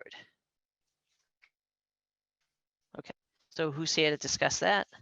Madam Chair, Haley Palazzola. You have the floor. Thank you. Good evening to the commission. My name is Haley Palazzola, and I'm with Westboro Road property owner, an affiliate of GFI Partners and the applicant of this evening's notice of intent and stormwater bylaw permit located at 124 Westboro Road. I'm also joined this evening by my co-project manager, Hannah Jadovich, our wetland scientist, Scott Jordan of Ecotech, and our civil engineer, Josh Swirling of Bowler Engineering. Before I turn it over to Scott to discuss the wetland resource areas on the property and the proposed conditions in more detail, I want to just give a brief overview of the proposed project. Jan, if you wouldn't mind throwing up the PowerPoint. And you can go to the next slide. And then one more slide. Okay, so 124 Westboro Road is an approximate 33.2 acre site, undeveloped, mostly wooded, bounded by Westboro Road to the north, Institute Road to the west, and wooded areas to the south and the east. The property is zoned in the OLI district, Office and Light Industrial, and in Grafton's Priority Development Overlay District. GFI was introduced to the site through our relationships with Mass Development, the current property owner of the site. It's directly located next to Grafton Science Park and Tufts Veterinary School, with close proximity to UMass Medical, WPI, and 11 other universities in Worcester. The project is also certified platinum bio-ready designation administered by Mass Bio. Our proposed project, again, high level, is 200,000 square foot light industrial flex warehouse facilities designed to attract the local and regional R&D, life science manufacturing, and biotech users based on its proximity to the Grafton Science Park and to meet Mass Development's future vision for this site. I'll also note that since submitting the site plan, a revised site plan will be forthcoming to the commission and both the planning board, which will add additional parking to meet Grafton's zoning requirements. We had a minor error in our calculations, and that will be updated and adjusted. And we've notified Graves Engineering, our peer review, as this as well. The wetlands on the site were delineated and flagged by Ecotech in May of 2022. The project also, I know there was a lot of discussion about MIPA, which we're familiar with because the project did file an expanded environmental notification form with the MIPA office on February 28th. We received on April 14th our certificate of the ENF requiring the preparation of draft EIR, which we've just submitted on June 30th. The comment period for this MIPA submittal has opened. We also filed our site plan and special permit application for a major commercial project, major industrial complex on June 26th with the Grafton Planning Board as well. So now I'll go ahead and turn it over to Scott to talk about the wetland resource areas on the site. One more slide, perfect.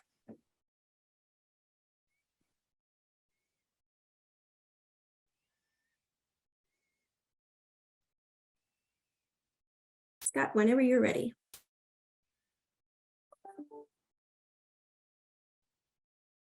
There we go. Can you hear me now? Yes.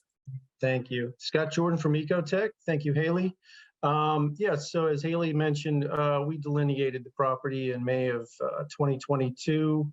I can start to the north. The plan is oriented north. So in the northeast section of the property, we have the AA series wetland. It's the largest system, wetland system on the property. And it's associated with an intermittent stream that flows to the north under Route 30, moving southward. Thank you, Jan. In the southwest corner, there's a small bordering vegetated wetland that's associated with an intermittent stream that flows to the east. And along the southern property boundary there, we actually have two different wetland series. We have the AC, the larger of the two, a little bit to the west, and it's to the right of that, page right to the west, is the AF series wetland. Those wetlands are actually connected off-site to the south. It's part of the same wetland system that's associated with an intermittent stream that flows to the east. And in the southeastern corner, we have a very small isolated vegetated wetland. That's the AE series wetland, 5 flag wetland. And then moving northward along the easterly property boundary, we have the AD series wetland. This is a larger isolated wetland. It's a very shallow wetland, though I do not believe it would qualify as isolated land subject to flooding. However, I think as Josh will show you in his presentation, this area will be protected regardless, and will contain a 25-foot no disturbance zone under the bylaw. Regardless whether it's ILSF or not, it's protected under the bylaw, contains the 25-foot setback. And that's it for wetland systems on the property. If you had any questions, I can try to answer them. I have one quick question. Is that the southwest corner wetland, is that receiving water from the vernal pool across the street? Yes, directly across. Is there anything, any evidence on how it supports or that vernal pool, and is there any anything as far as natural heritage goes around that vernal pool and the fact that that discharges to that location? No, it's not part of the pool proper. It's really not a ponding area. There's a culvert which drains the area to the west. It's a sort of a very shallow, broad depression, very little evidence of ponding. And then it has what I call a tail on it, sort of a scour that goes out to the east and eventually just dissipates and dies out. That scour is a jurisdictional intermittent stream channel. It is a definite channel in the ground that flows out of a vegetated wetland. That's what makes this area BVW, along with the culvert that's draining the area to the west on the other side of Institute. All right, thank you. Mm-hmm. And you can skip to the proposed conditions. So if you go to the next 2 slides, you can go, and then one more. Perfect. And I'll go ahead and turn it over to Josh to present. Hi, thanks. Josh Swirling, professional engineer, principal with Bowler, and also a resident of Grafton, living not too far from this site. So Haley did a phenomenal job of doing a lot of my work for me and introducing the site, 33-acre site. When we were back on the existing conditions plan, you might have noticed that there was kind of a mound in the middle of the site. It's roughly elevation 448 at the top of that mound that dips down to Route 30 to the north of us, down to 390, and it also drops off to the west and south as well. So you can see the 200,000 square foot buildings. You can kind of make out where we envisioned the truck loading to go in the fronts of those buildings and the vehicular parking around the perimeters of the buildings. You can make out our 25-foot no disturb zones, which we are abiding by. The outer ring around those wetland resource areas that Scott had mentioned are the 100-foot lines. You can see where we're working within those, and the large majority of the site where we're not working within those. We have driveways both on Institute and on Route 30. The driveway on Route 30 is intended to serve the majority of our truck traffic. The one on Institute will be limited to vehicular, to regular passenger cars as well as emergency vehicles. And again, trucks will be limited. Our trucks will be limited to Route 30. In terms of the parking that Haley had mentioned, so we're showing 414 spaces on this plan. Those are comprised of day one parking and some future bank parking.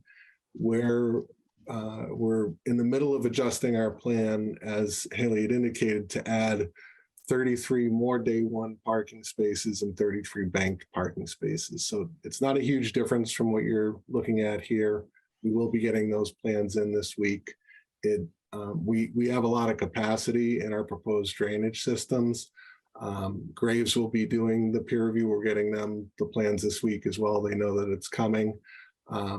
I don't envision a lot of changes to our drainage because there is excess capacity. We've been treating over the 1 inch for water quality. We have all of our design points and our peak and post development flows are much less than in the existing condition.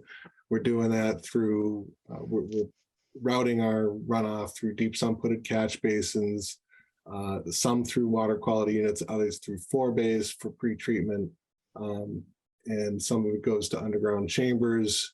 And ultimately, it all gets into one of the 4 at-grade basins that we're showing in the light green areas here. So that's kind of a very broad brush overview of our drainage system. We have requested a waiver to disturb over 5 acres at a time.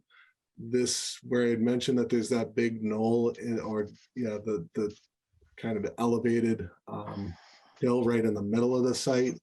It's important that we're able to kind of knock the top of that off and spread it around the site. And as was mentioned on the prior application, the ability to work the entire site all at once is going to give us the ability to limit the overall disturbance to the site and to the area.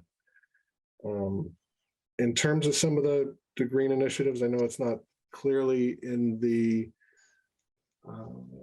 Conservation Commission's wheelhouse and areas of jurisdiction, but I did want to point out some of the green initiatives. We do look at things in terms of being able to do LID, et cetera, but more in terms of the overall green aspects of the project.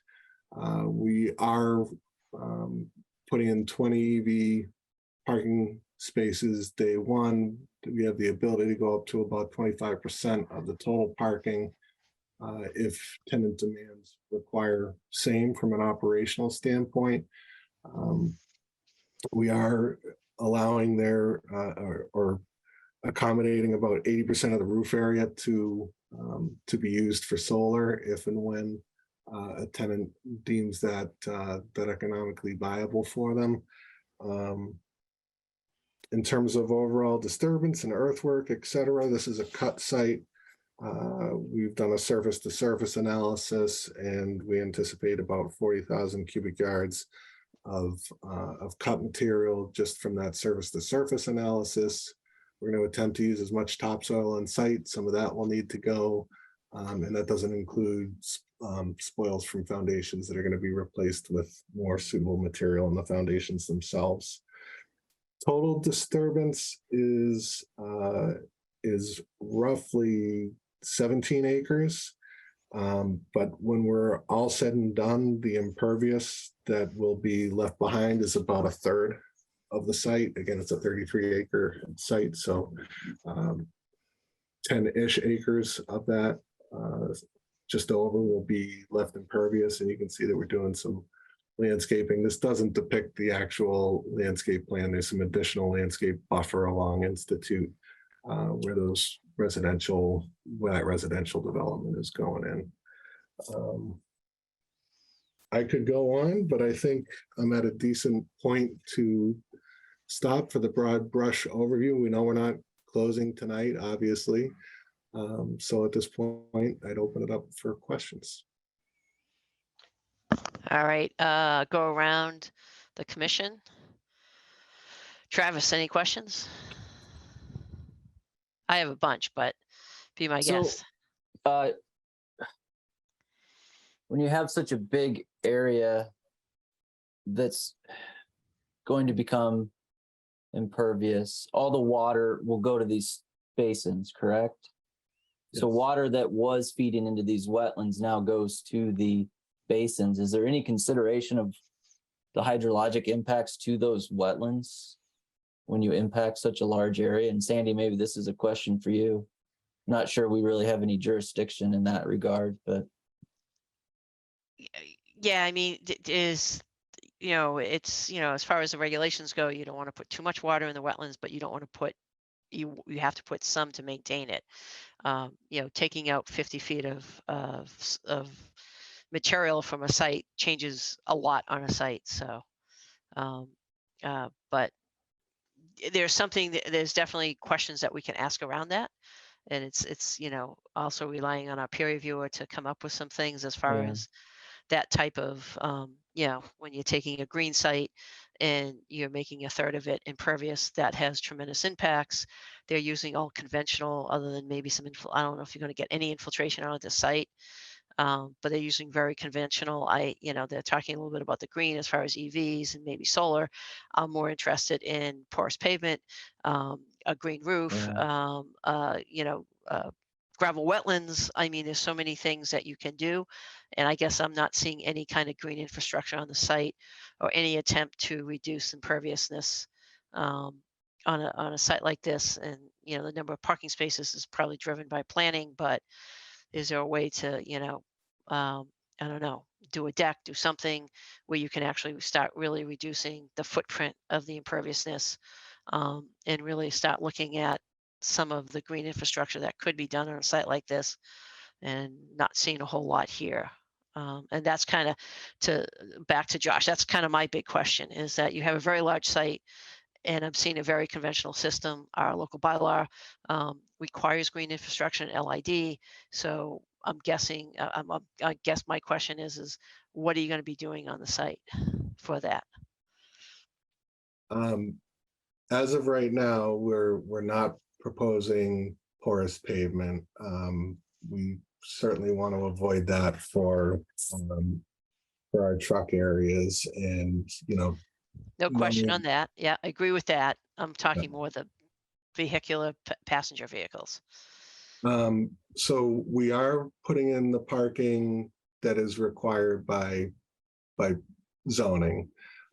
We have maximized with the updated submission. This plan didn't quite get up to the 30% bank parking that you can seek under the bylaw, but we are, with the revised plan, seeking the full 30% of banked future parking. I still have, Sandra, I think we've talked about this in the past. I still have a lot of reservations with doing commercial projects with porous pavement from a maintenance standpoint in New England. We do a lot of it in other regions further south. But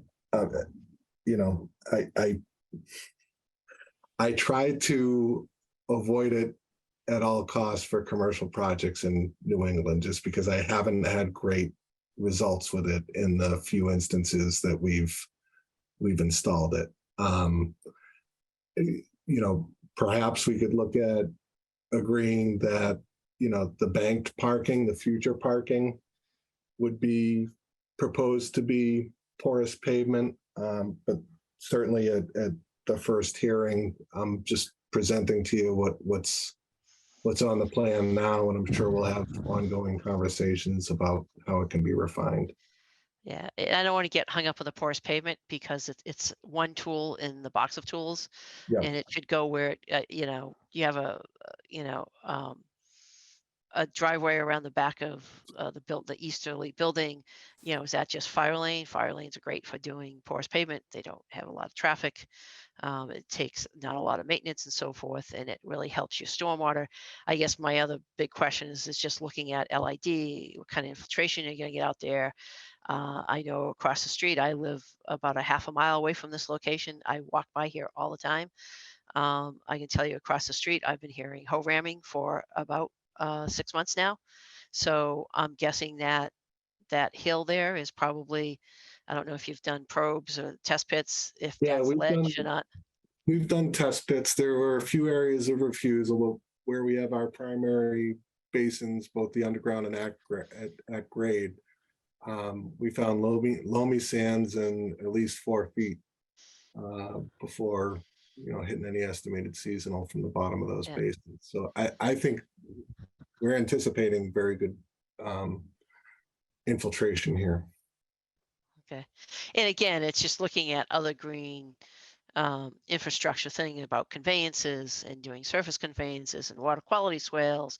I mean, it's not one thing. It's a whole series of things.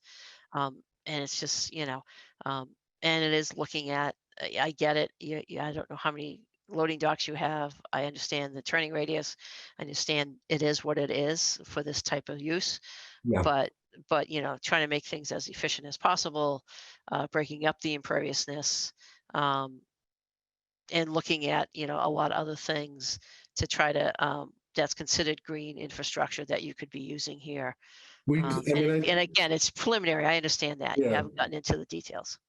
And I mean, we didn't ignore the bylaw and the desire to have, at grade conveyance, but when we get into the grading and you see, how challenging it is to mitigate impacts, stay out of 25-foot no disturbs, get the development programming that's needed to make this project a success for the developer, it was challenging to get any of those green elements. I think, contemplating where we might be able to use the porous pavement tool might be, the one area that we could negotiate on. Yeah.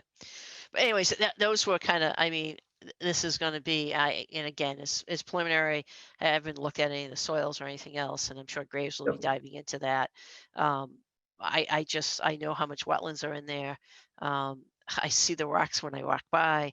So it's former state property. It's been there for a long time. There's a reason why it hasn't been developed previously. So there's some challenges on it, but it's New England, and that's what we get. I mean, that's what's left. I mean, have to be somewhat practical in that standpoint, but these are very large buildings. I'll let planning board deal with that. We're more concerned with how it impacts the wetlands and how the stormwater system is. So. Yep. Understood. So I'll go through some of the comments from staff just so that you have it. We know that we don't have DEP yet. We don't have the DEP number, so we'll be continuing this. But to give you the heads up, obviously, we already talked about Graves. There's some really minor stuff like you have hay bales instead of straw bales. That's an easy fix. Yeah. The phasing plan, I would be really surprised if you spec'd both buildings at once. So there's amount of cut that you would have to do, but there could be something looked at that. I do not know as far as a development plan to build 200,000 square feet all at once without any tenants. I think it's probably very challenging from a financial standpoint. So I would be curious on what kind of phasing that's going to be looking at, which is related to, but not totally separate from, what you have to do as far as just the earthworks. Understand that earthworks, no matter what you do for either building, is going to bleed into the other. What other things? You have a waiver request to allow greater than 5 acres. We've talked about that. I think that's something that is for further discussion. It is based on past very bad experiences in Grafton with people who have opened up very large sites and created very large problems. It's really about controlling that and making sure that erosion control is appropriate and that it's maintained and there's a detail and it's paid attention to because we've had some really bad problems. Let me see. We also have gotten some feedback, and I don't know if this person is here, from the abutter across the street at 121 Westboro Road, who's with Sunshine Signs. I don't know if you've talked to them yet.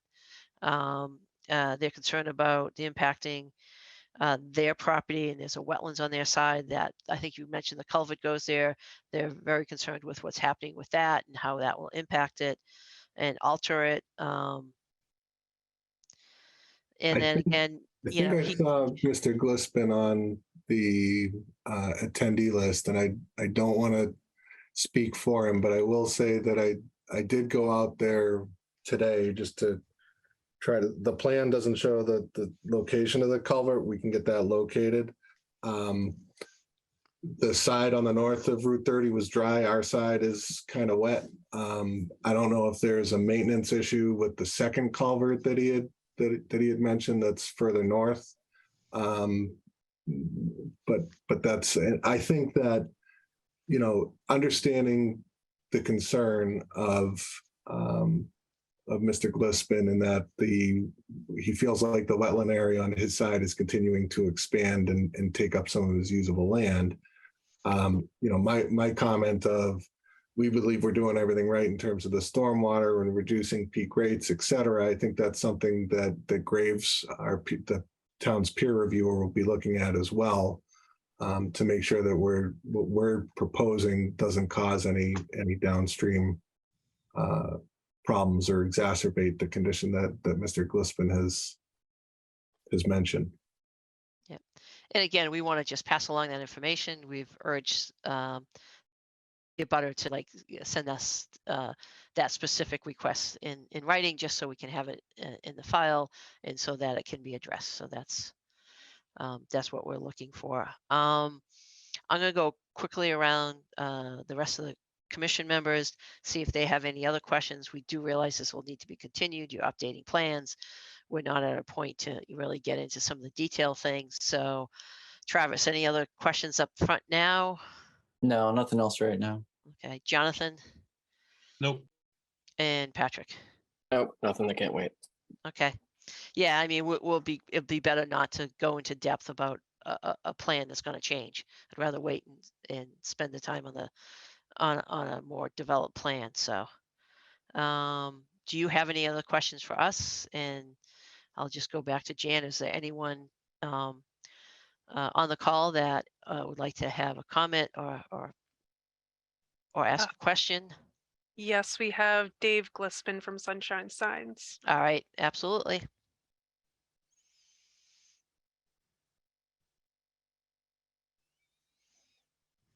All right, Dave, you're able to talk.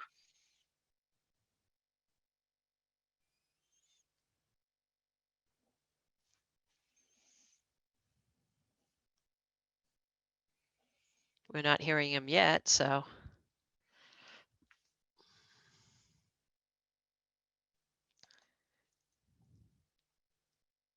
Doesn't show he's muted. Right.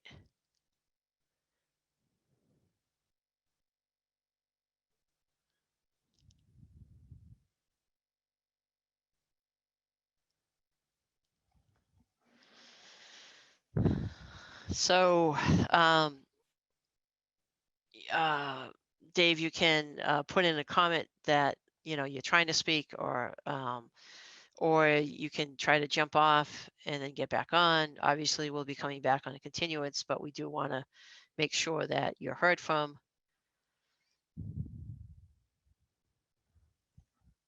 The pluses and minuses of virtual meetings.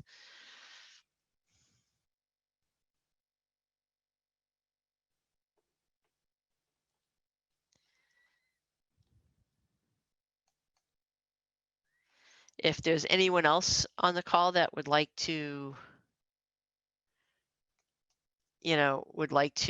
ask a question or have a comment, please raise your hand. Nothing, Jan? No. Can we chat directly with him too? Let me try to promote him to a panelist. That would work.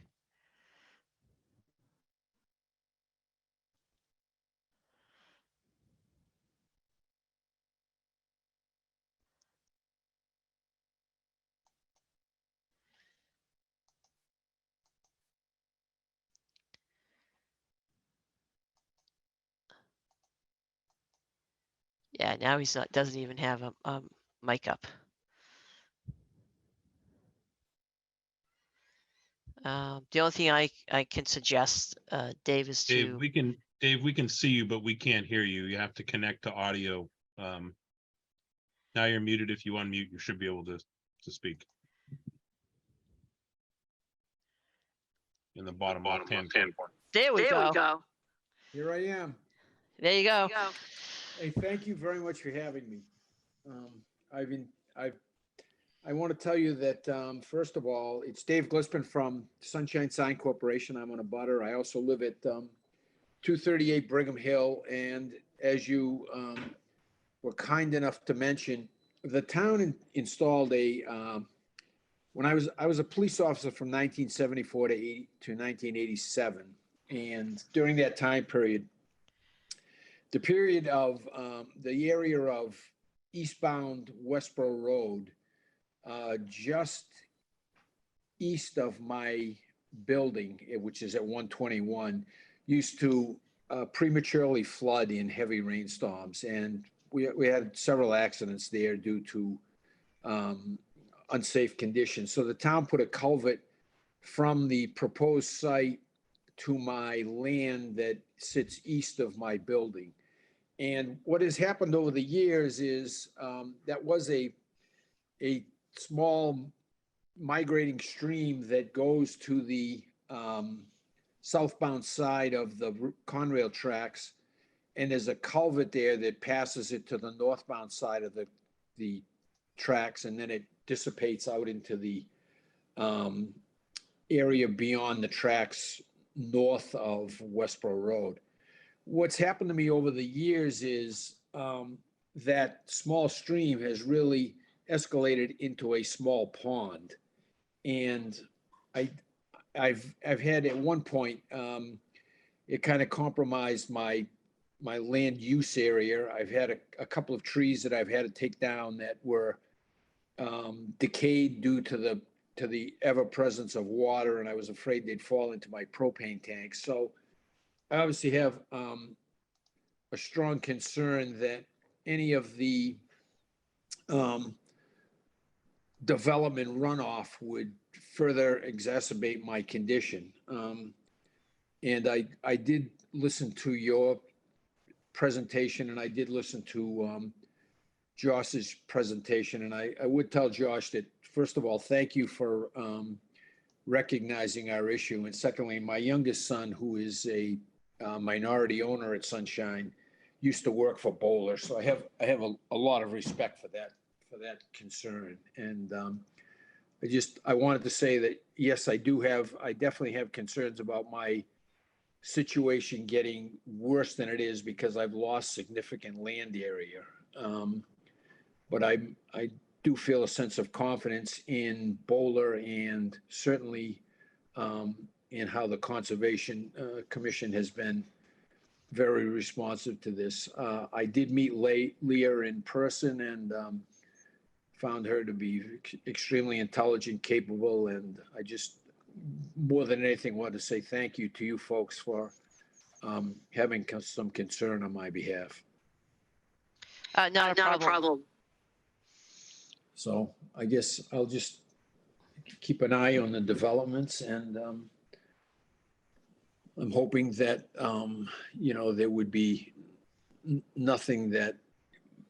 anything that would worsen my condition would be extremely impacting to our business operation. So I'm hoping that we would have I'm certainly a pro development, and I think it's good use of the land. I just hope it doesn't tend to make my business more difficult than it is. Understood. Whoops, we got a little reverb. Jan, can you mute Dave? Thank you. You have two speakers open, or two mics open.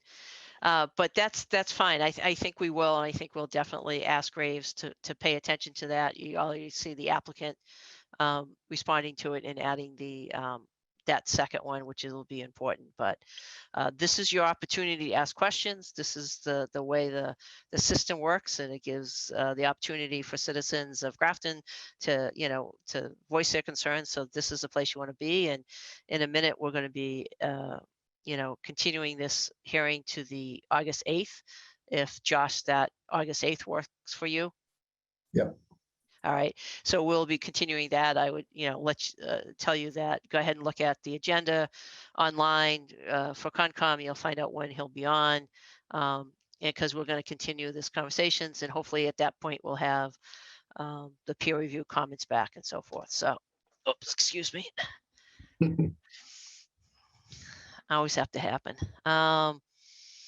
So I don't think there's anything else that we have. So I'll just go to the applicant. Would you like to have this hearing continued? Yes, I would request a continuance. All right, thank you for that. Having said that, do I have a motion? Motion to grant the continuance. Do I have a second? Second. Thank you, and roll call vote. Travis, you're up on the big screen? Yes. Patrick?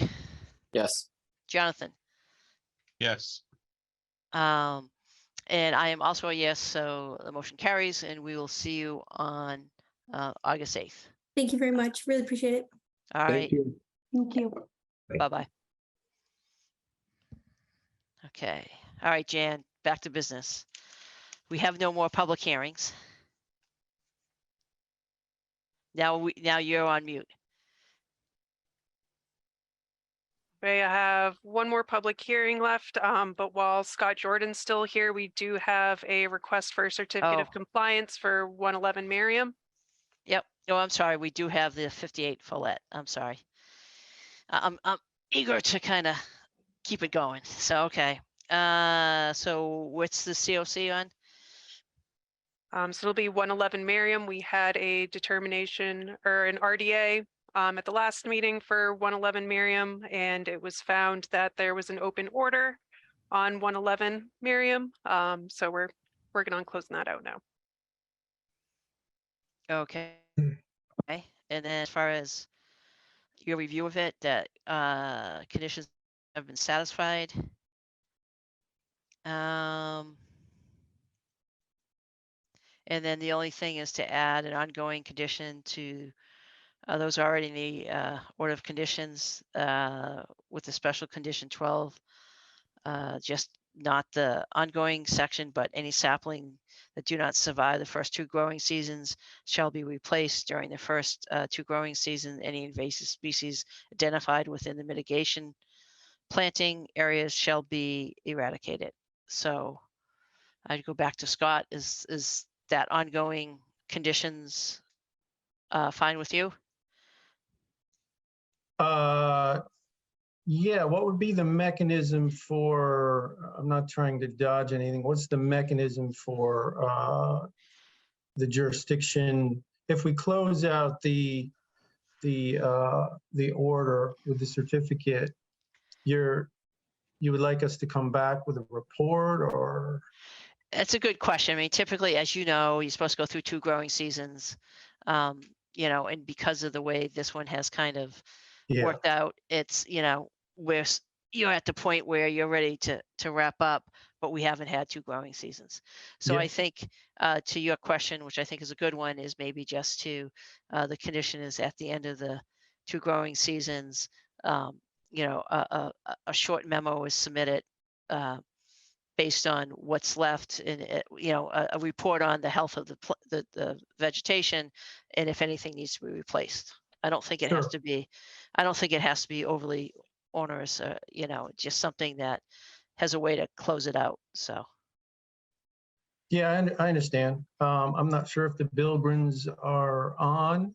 If they'd be opposed to that, I would recommend not. Carl, are you? I just promoted him to speak. Yeah, this is Carl Bilgren. Can you hear me? Yes, we can. Yes. Yeah, what is the question?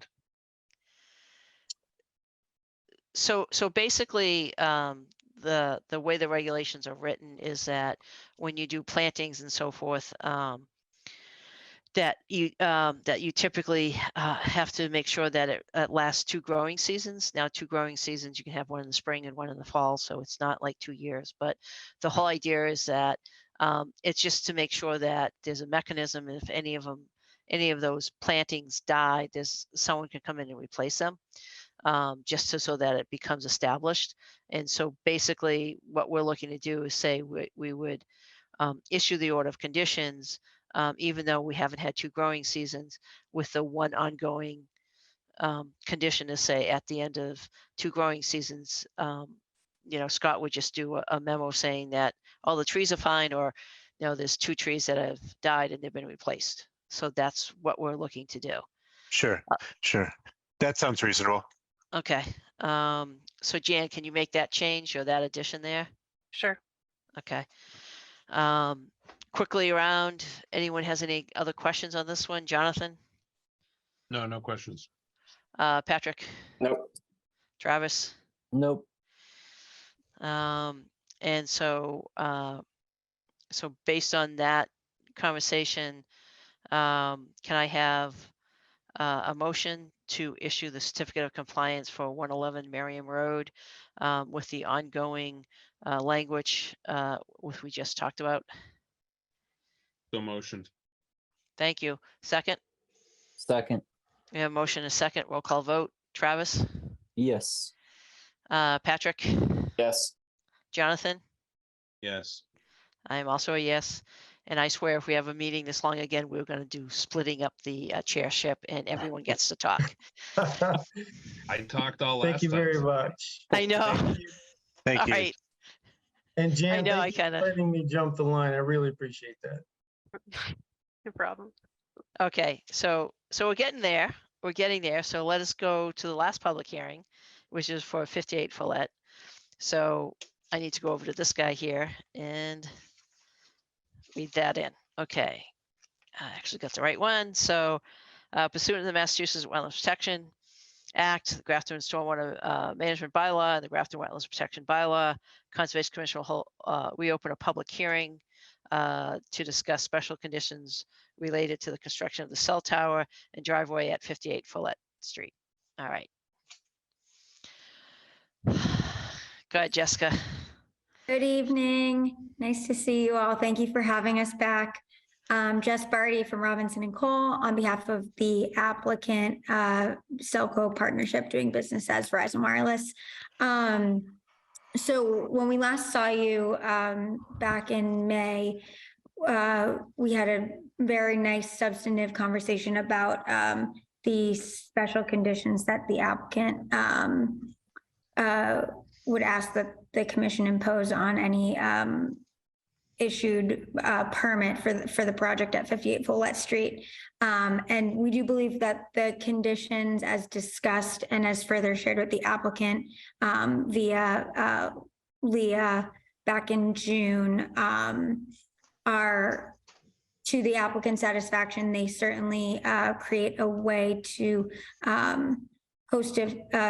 create a feasible project while maintaining the spirit of the Wetlands Protection Act and local bylaw and regulations. So with that, the applicant would ask that the commission close the hearing tonight and vote to issue the order of conditions and local permits subject to those special conditions we previously discussed.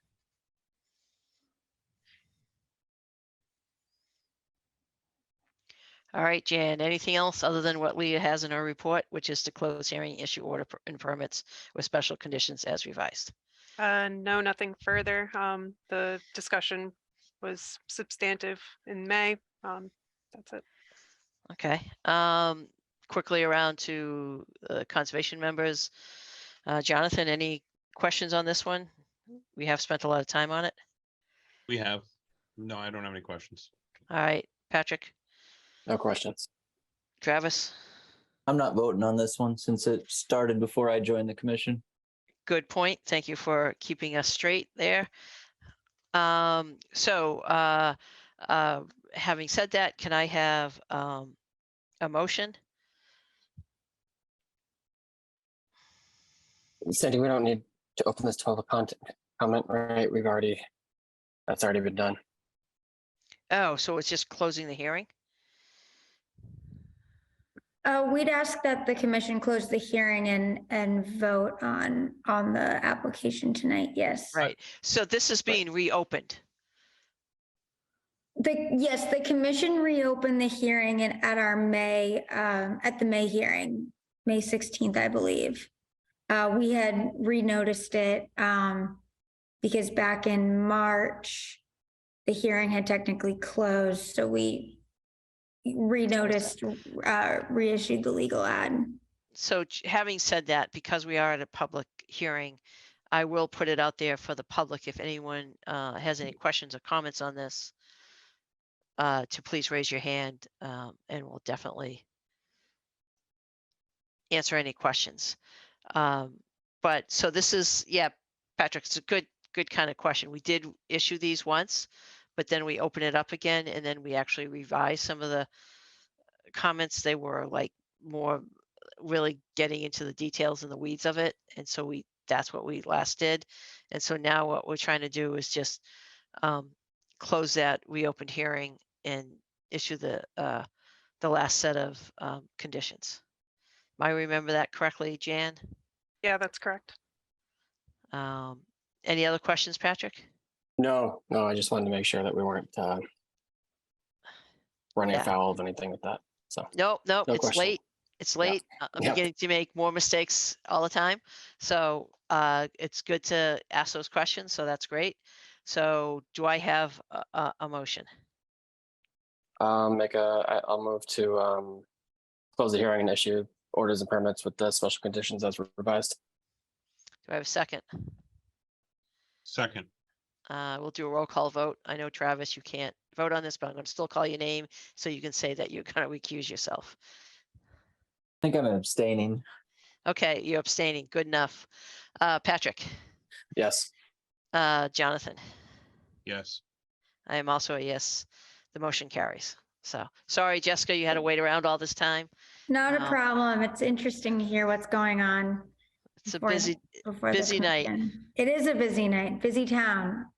Thank you very much for your All right. time. I appreciate it. Have a good Have a- night. You too. All right, Jan, we've been pretty good at taking care of things in between. I'm sorry, I have to ask you what's left.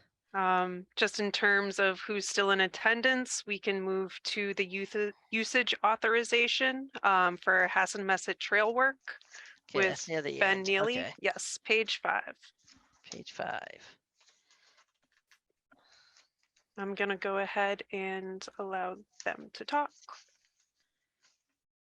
Okey-doke. Oh, this is Ben Neely. Can you all hear me? Yes, we can. Okay, thank you, Madam Chair and the committee. Jan, are you able to display the items I sent to you? Yes. Starting with the map, there's a trail. I'm raising an issue with the Hassanemisett Trail. There is a particularly wet area behind a pond where the runoff from the pond crosses the trail, and it becomes very muddy there. Yeah, I've circled the area behind. It's directly behind 75 Keith Hill Road. By the way, I live at 71 Keith Hill Road, adjacent to that property, and Hassanemisett Woods backs up to my property. Where the runoff from that pond crosses the trail is muddy, primarily due to horse traffic going through there. And it makes it particularly difficult for foot traffic going through. We're proposing some remediation via, there's a couple methods. One is we could improve the drainage across the trail by digging it out, removing some of the obstructions, some of the logs and the rocks that are in the way. An alternative idea is to put a small bridge for foot traffic going across the up to a little bit to the west of the trail, and allow the horses to continue to go across where they are now, where the trail is now. Yeah, this is a photo I took. You can see that hikers have tried to lay logs across there so they can get past, and it's really creating obstructions. It's blocking the water. It's making it even worse and more muddy. So the idea is from the left to the right of this picture, digging it out better, removing some of those obstructions so the water would flow more freely and alleviate some of the mud. So I'm seeking feedback and comments from the committee as to what you suggest, what you propose should be done there, if anything. So I appreciate you. I mean, just so that everyone knows that, so you're in a butter and you're looking to help do these improvements. So first of all is to thank you for taking the time and making it a priority for you to do this, because these are the things that sometimes we just never get to, type of things. And we're lucky when we have like a Eagle Scout that comes through and help us with stuff. So yes. So obviously, if you're willing to do some things, we'd like to help and kind of facilitate it. There's a couple of things. Jan, what was Leah's kind of concerns? Let's see. I was just It's near a certified vernal pool and wetlands. Would potentially need to consult our wetland scientist on the extent of the resource areas in light of the Wetlands Protection Act, and potentially any necessary permits. Right. And the Wetlands Protection Act does have limited project permitting of boardwalk bridges through the NOI permitting process.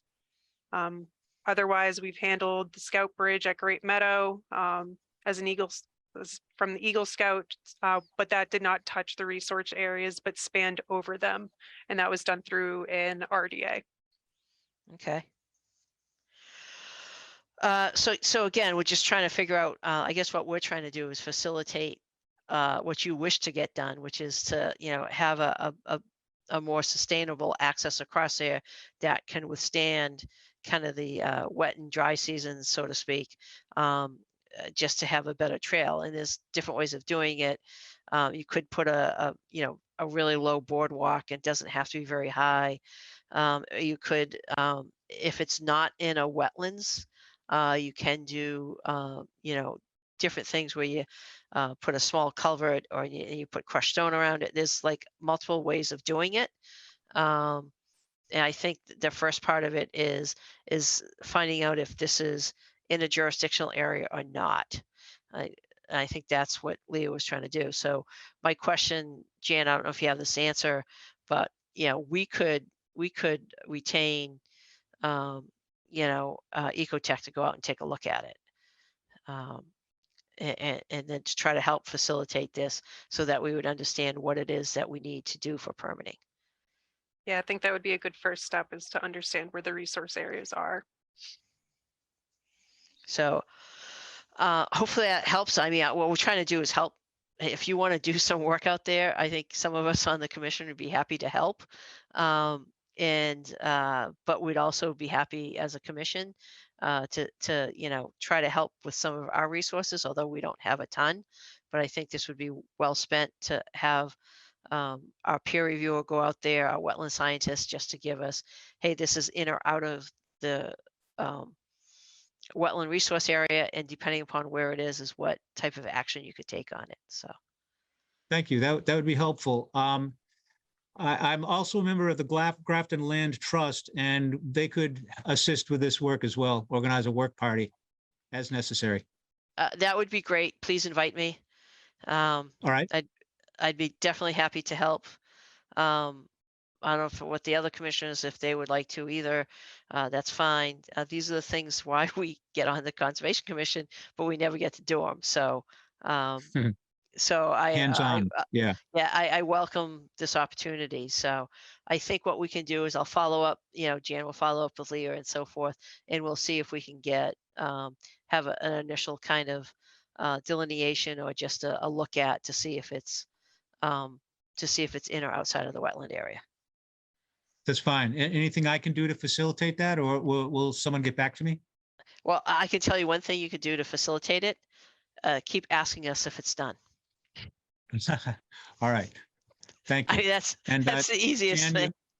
All right, Jan, you have my contact details too, should you need anything from me. Yep, I have them. All right. Anything else, Jan, that we should chat about on this? I think that's the first step. Yep, I think that's the first step. Okay, because we need to do that before we do any authorization of the trail work. So, All right. Thank you for your time, Madam Chair and the committee, and Jan. all right. Thank you. Okay. What's left? We have Rob Aberg raised his hand. I'm gonna promote him. Sure.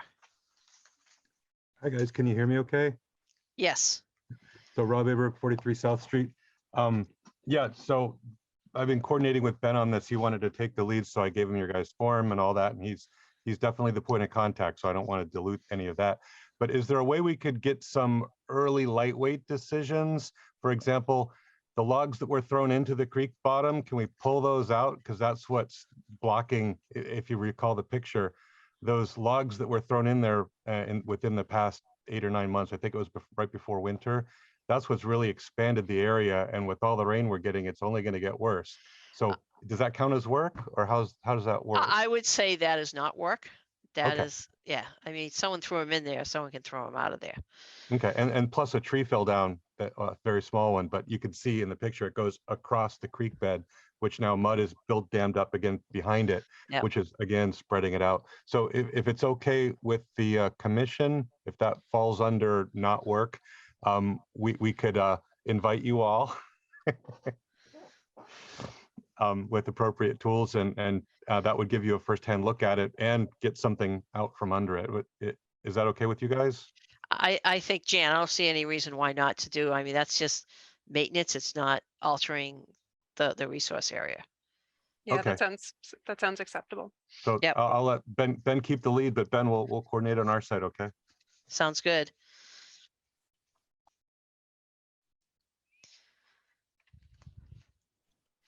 All right, Jan, what's left? I believe Laura is here for the other usage authorization, bottom of page 4 for Silver Lake, if I'm correct. Okay, yep, the proposed utilize hand, oh, yep, yes. See, I believe that's her. Going to promote her to speak, but this is for work for the Silver Lake Trail. They are proposing to use hand tools to link the trail from Cedar Mill Pond with Silver Lake trails. This is something Leah has been wanting to do for years. And we can reach out to the DPW for coordination if there's any other tools or any other help that's needed. I guess the only concern is that a stream on our GIS shows that it runs through that area. This, due to date inaccuracies, it's suspected it's actually what she's drawn in red on a map. I can pull that up. But Laura, if you have anything you want to add. Good evening, all. Can you hear me okay? Yes. All right. Well, thank you for entertaining my notion. Happy to hear that that was actually something of interest to you. Absolutely. So I did walk through there, and I did not cross a stream on the path that I took. It was all very accessible land in there, and this was I think the end of May when I walked in there, and it was no problem getting through. So Jan, is this something that you and Leah can kind of take a site visit out there to kind of look at this without getting anyone else involved in it, so that you know, we can then approve this use authorization, or is that something we should do tonight? I'm not familiar with this site, but me and Leah can certainly go out there and check to see if this stream is there, if there's any water flowing. Yep. Well, this is a great time to do it with all the rain that we've had, so. Certainly. And then I know Leah had said that she could reach out to DPW about being able to get rid of some of the brush as far as disposal of it. Mhm.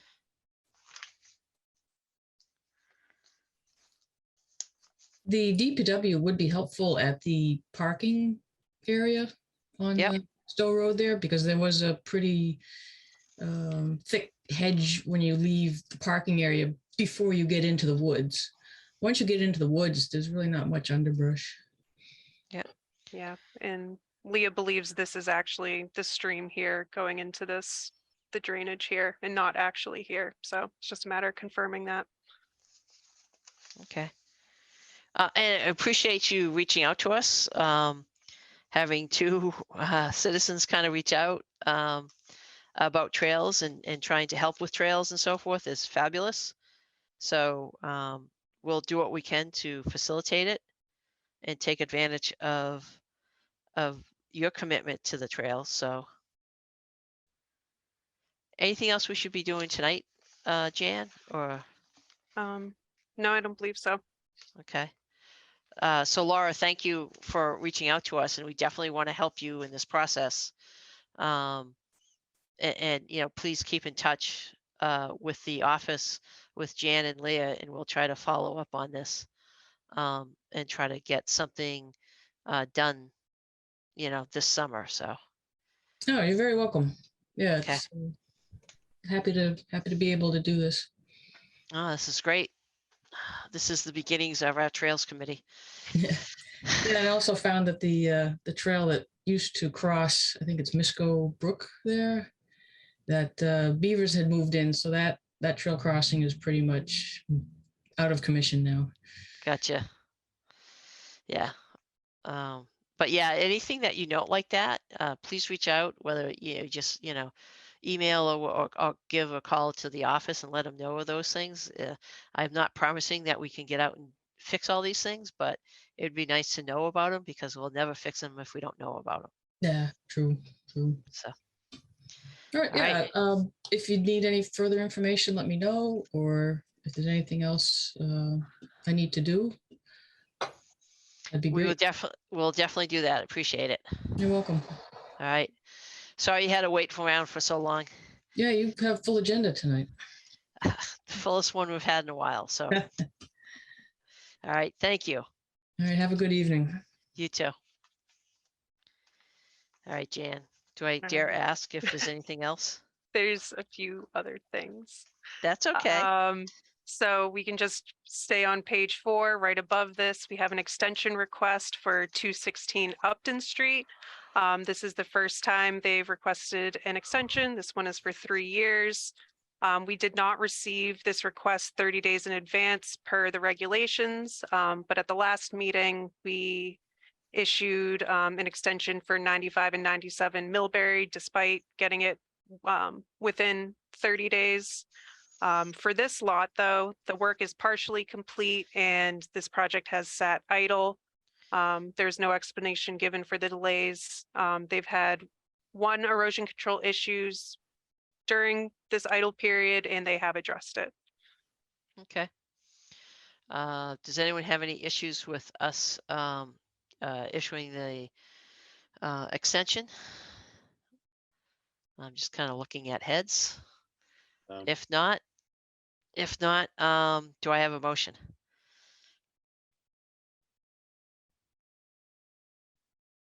I'll motion to issue a 3-year extension for 216 Upton Street.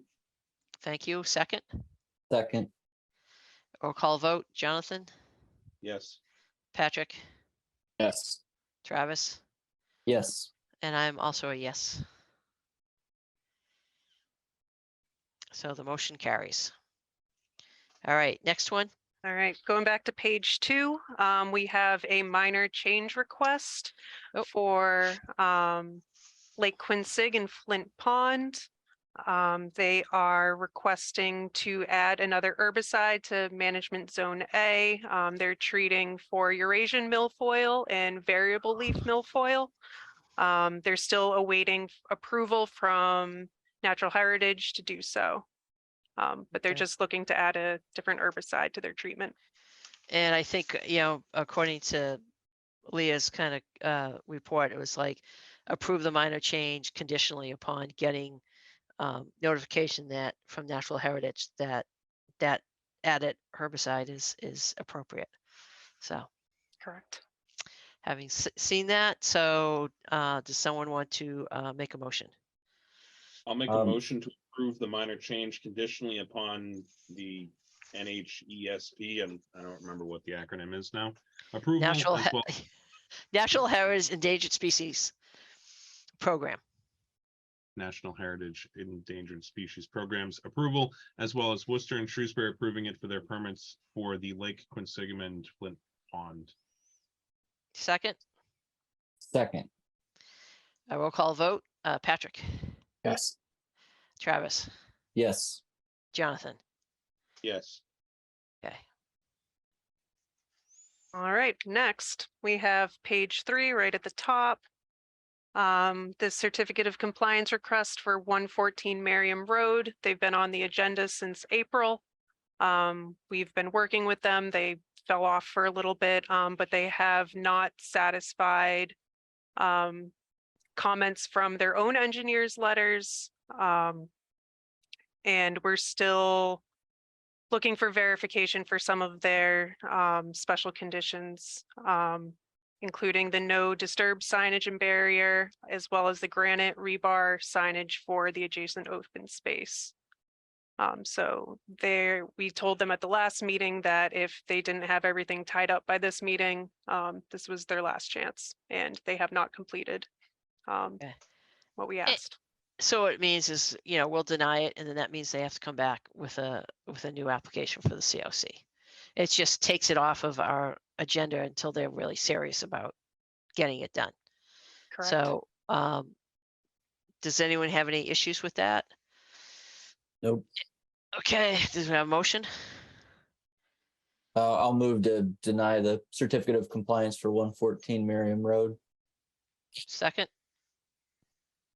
Second.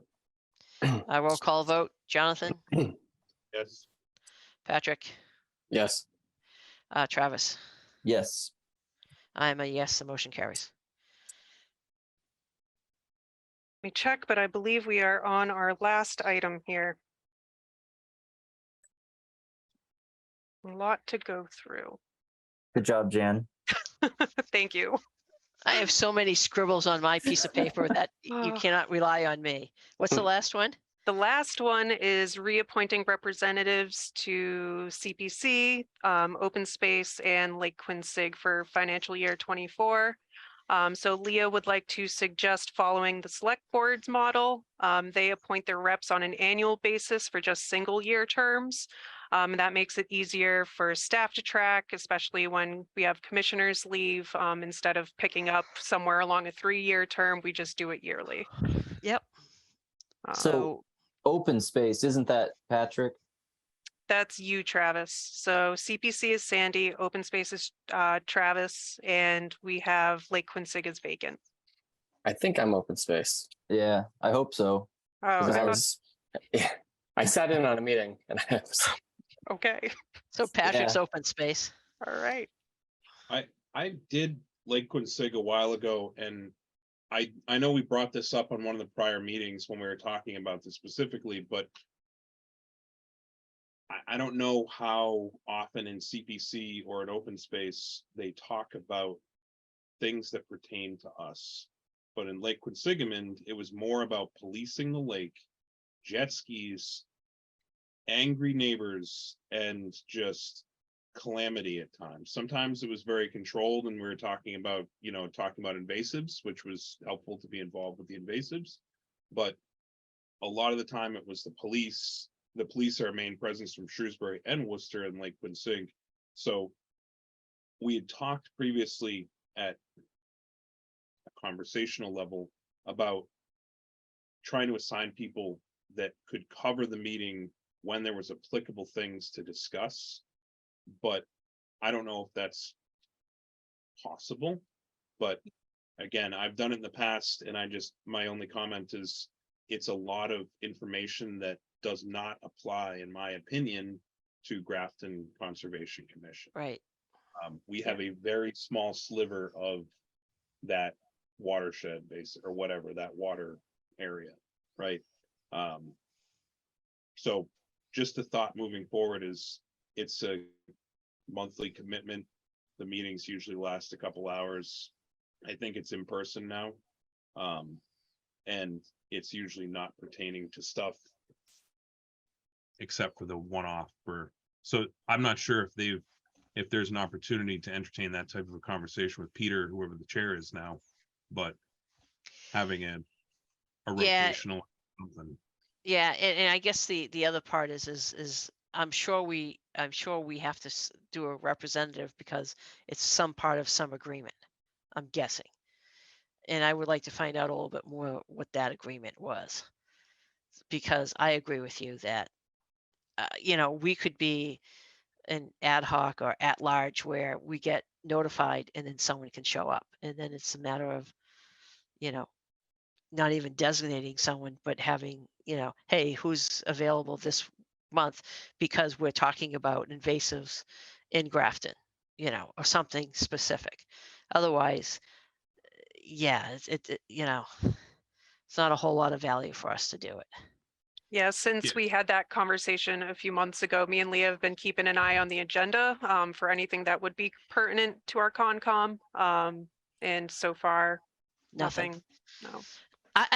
Can we reach out to the chair of the Lake Quinsigamond and just say, we don't really want to burden someone with having to show up there every month.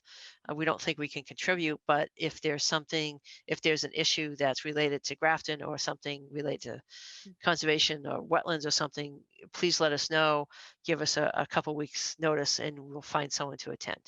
Yep. And Grafton does still have a citizen representative to Lake Quincy. So- Okay. All right. Yeah. Yeah, I've been on CPC for a while. I actually don't mind it. It's kind of cool because you get to give money away. I mean, you think about our park, that's where a big chunk of that money is coming from, is from CPC. If anyone else is really interested in doing it, I'd be happy to, let someone else. I mean, I don't mind it. It's pretty light lifting. I felt like it took me 3 years to friggin' figure out what CPC was and what you can and cannot do. But that doesn't mean if someone else is interested, please let us know, or let me know, because I'm more than happy not to, to step aside and let someone else do it. I mean, out of the three, between open space and Lake Quinsigamond, CPC is probably a little bit more attractive just because you get to see stuff done. Like the park right on River Street. I mean, that was all done with CPC money. So buying the lots down at Silver Lake, I mean, all those things come through CPC. And they've got a bunch of really good people on there, and they definitely, will actually, educate you on what you can and cannot do. Because it took me a couple of years to figure out the ins and outs of what, it's pretty straightforward. Some of it's for housing, some of it is for historical preservation, some of it's for open space. So doing parks and doing all these. So it's kind of cool. It's just you can't use it for certain things. And that's usually what most of the discussions are about. So I don't know if anyone wants to do it. I'm happy to continue to do it, but it is probably a little bit more engaging than some of the other committees. So for the Lake Quincy, Jan, you can put me on the on-call list if there is need. I just don't think I can commit to that one every month. Yeah. But I can be the first one you bug if we need a Concom rep. All right, sounds good. I imagine they're probably going to have something related to the herbicides soon, but I'll let you know. And that would be appropriate for us to go. Yeah. Yeah. One other thing is Jan, I got an email from I think the town clerk. I forwarded it to you. Yep. Where we have to put down, designate where everyone is or who's on and what their roles are and stuff, which is not a big deal. So I would just have a question for other folks. I know we're missing one of our members, but whether someone else wants to be chair, go for it. Where's the mute button? I tried last time.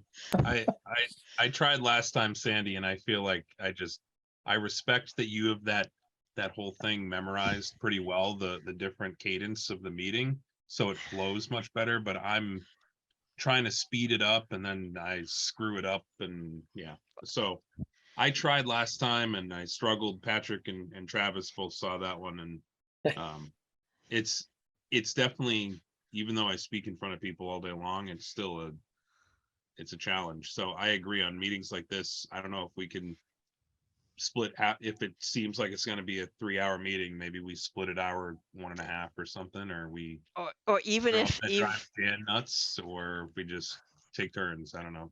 Yeah, even if it's every third one, someone gives me, or someone just jumps in and practices and so forth.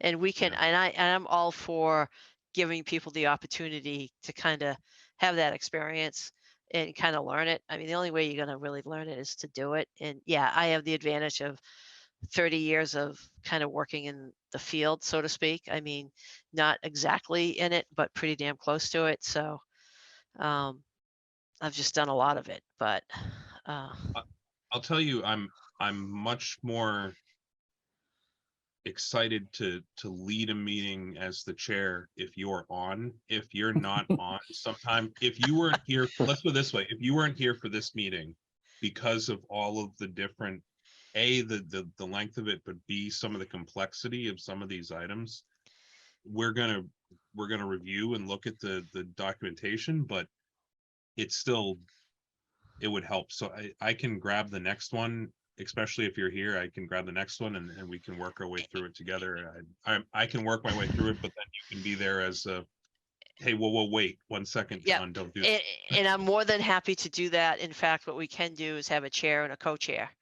or vice chair, whatever the hell you want to have it, and have a little bit more structured like that. But I think it's a good experience for each of the members to take a shot at it, and because you never know when you're going to get kind of when the chair spaces out and doesn't have it on her Outlook that there's a meeting, and I'm like someplace else going like, oh crap, I didn't see the text from Leah till like really late, and because I was not home, and I'm like, oh shit, excuse me, that they need to erase that part of it. But yes, that was my Don't bleep yeah, that was my mess up there. But I'm happy. Yeah, Jonathan, if you want to kind of take a shot at it, or if someone else does, especially if I'm there, it makes it easier. It gives you experience. I'm also open to the rotation sounds good. And again, Yep. Patrick's been here a little bit longer than I have, and then Travis has picked it up very quickly. And I think we could rotate through it too, just to give opportunities to others, and then Yep. give you a little mental break, Sandy, because I know you're probably way beyond 12 hours into your day at this point too. So Yeah, that would be yes. And then I actually have a Concom meeting tomorrow night for a project. So hopefully they put you early on the agenda. actually it should be a 5-minute one. So I'm hoping it's for a pickleball court for one of my clients, and it's like a client that we wouldn't typically do something like this, but you know how you do with certain clients. So whatever. So I'm hoping it is a pretty easy lift. But no, that sounds great. So Jan, we can kind of, I don't know, I'm the contact person for that, and then if we maybe just fill it out, and then we can send it back to, I think it's the town clerk. Yep, so we'll keep you as chair and the rest are commissioners then. Yeah. Okay. Unless someone really wants or into titles and wants to be vice chair or something. No one's I'm jumping not. at it, I see. Enough titles. Yeah, I'm not a big title I'm good person with the either. rotational and sharing the wealth as we go Yeah. through. I think all the members should, I think it'd be Yeah, good. it probably would be a good practice for us all to. Yep, absolutely. So I played agent today, so I was going to You did a compliment great you. job. Yeah. I was good going to job. compliment you and, Thank you. don't go get another job in another town. not yet. Don't let Yeah. it go to your head, Jan. You were very smooth. You did an excellent job. Hi, you so. did a good job. Thank Yep. you. Okay. I think we're down to one last motion. Motion to adjourn. Second. Second. So we got it. Roll call vote. Travis, Yes. Patrick, Yes. Jonathan, Yes. Jan, Yes. and I'm a yes. So therefore the motion carries.